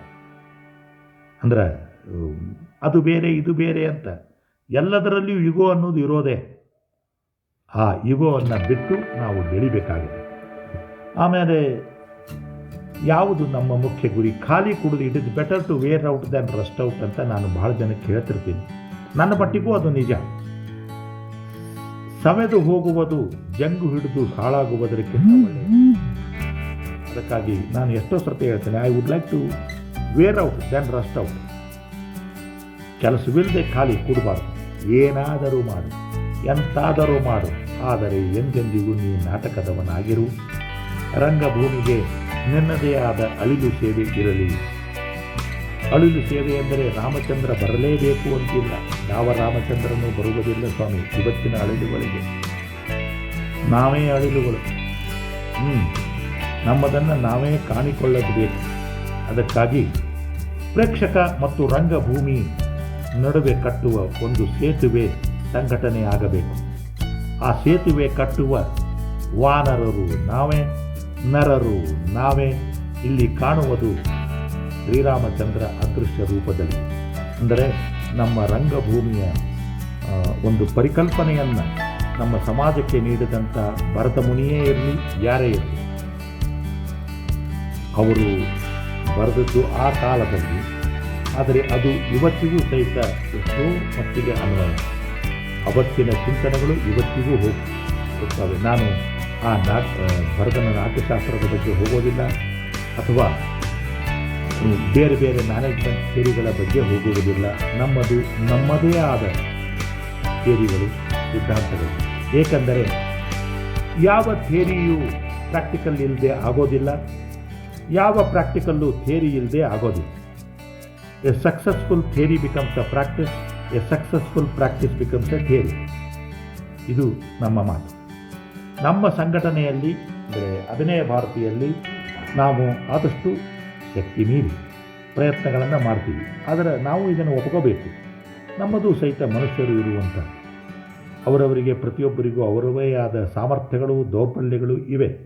ಆ ಸಾಮರ್ಥ್ಯ ಮತ್ತು ದೌರ್ಬಲ್ಯಗಳ ನಡುವೆಯೂ ಸಹಿತ ಎಲ್ಲೋ ಒಂದು ಕಡೆ ಕರಿಮೋಡದಲ್ಲಿ ಕಂಡಂಥ ಒಂದು ಬೆಳ್ಳಿಯ ಕಿರಣ ನಮಗೆ. ಅದನ್ನು ನಾವು ಕರೋನಾ ಅಂತಾದರೂ ಭಾವಿಸಿರಿ, ಅಥವಾ ಮತ್ತೇನನ್ನಾದರೂ ಭಾವಿಸಿರಿ, ನಾವೇನು ರಂಗಭೂಮಿಯನ್ನು ಬಿಡೋದಿಲ್ಲ. ನಮ್ಮದೇ ಆದ ರೀತಿಯಲ್ಲಿ ನಾವು ಮಾಡ್ತೀವಿ. ಇರೋ ತನಕ. ನಾಳೆ ಇರುತ್ತೇವೋ ಇಲ್ಲೋ ಗೊತ್ತಿಲ್ಲ. ಕಲ್ ಹೋ ನ ಹೋ, ಆಜ್ ಮೈ ಹೂನ ಅನ್ನುವಂತಹ ನಮ್ಮದು ಒಂದು ಮಾತು. ಅದಕ್ಕೆ ಇವತ್ತು ಸುಧೀಂದ್ರ ಹಂಚಿನಮನಿಯವರ ಒಂದು ಆಕಸ್ಮಿಕ ಎಕ್ಸಿಟ್, ಈ ಮಾತುಗಳನ್ನು ನಿಮ್ಮ ಜೊತೆ ಹಂಚಿಕೊಳ್ಳುತ್ತೇನೆ. ಅವರಿಗೆ ನಿಮ್ಮೆಲ್ಲರ ಪರವಾಗಿ ನಮ್ಮ ನುಡಿ ನಮನಗಳನ್ನು ಸಲ್ಲಿಸ್ತಾ, ಇನ್ನೊಂದು, ಅವರ ಆಸೆ ಈಡೇರಿಸ್ತೀವೋ ಇಲ್ಲೋ ನನಗೆ ಗೊತ್ತಿಲ್ಲ, ಆದರೆ ರಂಗಭೂಮಿ ಸಂಘಟನೆಯ ಬಗ್ಗೆ ಅವರಿಗೆ ಮಾತನಾಡಬೇಕಾಗಿತ್ತು. ಮಾತನಾಡಬೇಕು ಅಂದರೆ ಅವರಿಗೆ ಇಲ್ಲ. ಆದರೆ ರಂಗಭೂಮಿಯ ಸಂಘಟನೆಯ ಕುರಿತು ಒಂದಿಷ್ಟು ವಿಚಾರಗಳನ್ನು ಹಂಚಿಕೊಳ್ಳಲಿಕ್ಕೆ ಈ ಅವಕಾಶವನ್ನು ನಾವು ದುರುಪಯೋಗಪಡಿಸ್ತೀವಿ. ಅಂದರೆ ಒಂದು ರೀತಿಯಿಂದ ಅವರೇ ಮಾಡಿದರೆ ಹೆಚ್ಚು ಒಳ್ಳೆಯದಿತ್ತು. ಆದರೆ ಇವತ್ತು ಅವರಿಲ್ಲ, ಅನಿವಾರ್ಯ ಕಾರಣಗಳು. ಶೋ ಮಸ್ಟ್ ಗೋ ಆನ್, ಒಂದು ಶೋ ಆಗಲೇಬೇಕು. ಸೊ ಅದನ್ನು, ಆ ಸಂದರ್ಭಗಳನ್ನೆಲ್ಲ ನೋಡಿಕೊಂಡು ಇವತ್ತು ನಾನು ನಿಮ್ಮೆದುರಿಗೆ ಬಂದಿದ್ದೀನಿ. ರಂಗಭೂಮಿಯ ಸಂಘಟನೆಯ ಬಗ್ಗೆ, ರಂಗ ಸಂಘಟನೆಗಳ ಬಗ್ಗೆ ಒಂದಿಷ್ಟು ಮಾತುಗಳನ್ನು ನಿಮ್ಮ ಜೊತೆ, ಈಗಾಗಲೇ ನನ್ನ ಸ್ನೇಹಿತರು ಹೇಳ ಮತ್ತು ಬಹಳ ಬೇರೆ ಬೇರೆ ಎಲ್ಲ ವಿಷಯಗಳನ್ನು ತರಬೇಡ್ರಿ ಅಂತ ಏನು ಹೇಳಬೇಕು. ರಂಗಭೂಮಿ ಸಂಘಟನೆ ಬಗ್ಗೆ ಹೆಚ್ಚು ನಾನು ಹೇಳಿದೆ. ಮತ್ತೊಂದು ಸಂಘಟನೆಯ ಉದಾಹರಣೆಗಳನ್ನು ನಾನು ಕೊಡಲಿಕ್ಕೆ ಬರೋದಿಲ್ಲ. ಅದು ಎಲ್ಲವ ರೆಕಾರ್ಡು, ಏನವ ರೆಕಾರ್ಡು ಅಂತ ಕೇಳಿದರೆ ಏನಂತ ಹೇಳೋದು, ಅದಕ್ಕೆ ಅದನ್ನು ಹೇಳೋದಿಲ್ಲ. ನಮ್ಮ ಸಂಘಟನೆಯ ಬಗ್ಗೆ ಅದನ್ನು ಒಂದು ಎಕ್ಸಾಂಪಲ್ ಆಗಿಟ್ಟುಕೊಂಡು ಹೇಳೋದು.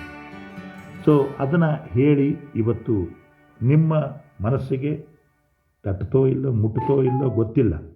ನನಗೆ ಈ 4 ಮಾತುಗಳನ್ನು ನಿಮ್ಮ ಜೊತೆ ಶೇರ್ ಮಾಡ್ಕೊಳ್ಳಿಕ್ಕೆ ಅನುಮತಿ ನೀಡಿದಂತಹ ಜ್ಯೋತಿ ಮೋಹನ್ ದೀಕ್ಷಿತ್ ಅವರಿಗೆ, ವಿವೇಕ್ ಕಾತ್ರಿಕಿಯವರಿಗೆ, ಸಮೀರ್ ಜೋಶಿ ಅವರಿಗೆ ಮತ್ತು ಜಯಕೀರ್ತಿ ಜಾಗೀರ್ದಾರ್ ಅವರಿಗೆ ವಿಷಯ ದೇವರವರಿಗೆ ಮತ್ತು ಅರವಿಂದ ಮುದ್ಗಿಯವರಿಗೆ ನಾನು ಕೃತಜ್ಞತೆಗಳನ್ನು ಅರ್ಪಿಸ್ತಾ ಮತ್ತು ಇಲ್ಲಿಯವರೆಗೆ ನನ್ನ ಮಾತುಗಳನ್ನು ನೀವೆಲ್ಲ ಆಲಿಸಿದ್ದಕ್ಕಾಗಿ ನಿಮಗೆ ಕೃತಜ್ಞತೆಗಳನ್ನು ಅರ್ಪಿಸ್ತಾ ನಾನು ವಿದಾಯ ಹೇಳುವುದಕ್ಕಿಂತ ಮುಂಚೆ ಮತ್ತೊಂದು ಸಂತೋಷದ ಸಂಗತಿಯನ್ನು ನಿಮ್ಮ ಜೊತೆ ಹಂಚಿಕೊಳ್ಳಲೇಬೇಕು ಅಂತ ಅನಿಸಿದೆ. ನಾಡಿದ್ದು ಅಂದರೆ ಬುಧವಾರ 23ನೇ ತಾರೀಕು ಅತ್ಯಂತ ಜನಪ್ರಿಯ ವಾಗ್ಮಿ, ತರುಣ ಮತ್ತು ಚಿಂತನಕಾರ ಚಕ್ರವರ್ತಿ ಸೂಲಿಬೆಲೆಯವರು ತಮ್ಮನ್ನು ಉದ್ದೇಶಿಸಿ ಸಂಸ್ಕೃತ ನಾಟಕಗಳ ಪುನರುತ್ಥಾನದ ಬಗ್ಗೆ ಮತ್ತೆ ಅವನ್ನು ರಿವೈವ್ ಮಾಡಲಿಕ್ಕೆ ಸಾಧ್ಯ ಉಂಟಾ ಅನ್ನೋದರ ಬಗ್ಗೆ, ಸಂಸ್ಕೃತ ನಾಟಕಗಳ ಬಗ್ಗೆ ತಮ್ಮ ವಿದ್ವತ್ಪೂರ್ಣವಾದಂಥ ಉಪನ್ಯಾಸವನ್ನು ಮಂಡಿಸಲಿದ್ದಾರೆ. ಅದಕ್ಕಾಗಿ ಇನ್ನೂ ಹೆಚ್ಚಿನ ಸಂಖ್ಯೆಯಲ್ಲಿ ನೀವು ಭಾಗವಹಿಸಿ 4 ಜನರಿಗೆ ಹೇಳಿ ಅಂತ ಹೇಳಿ ನನ್ನ ಮಾತನ್ನು ಇಲ್ಲಿಗೆ ಮುಗಿಸ್ತೇನೆ. ಮತ್ತೆ ಬುಧವಾರ ನಿಮ್ಮ ಭೇಟಿ ಅಭಿನಯ ಭಾರತೀಯ ಫೇಸ್ಬುಕ್ಕಿನ ಸಮಯ 7 ಗಂಟೆಗೆ ಸರಿಯಾಗಿ. ಧನ್ಯವಾದ, ಕೃತಜ್ಞತೆಗಳು.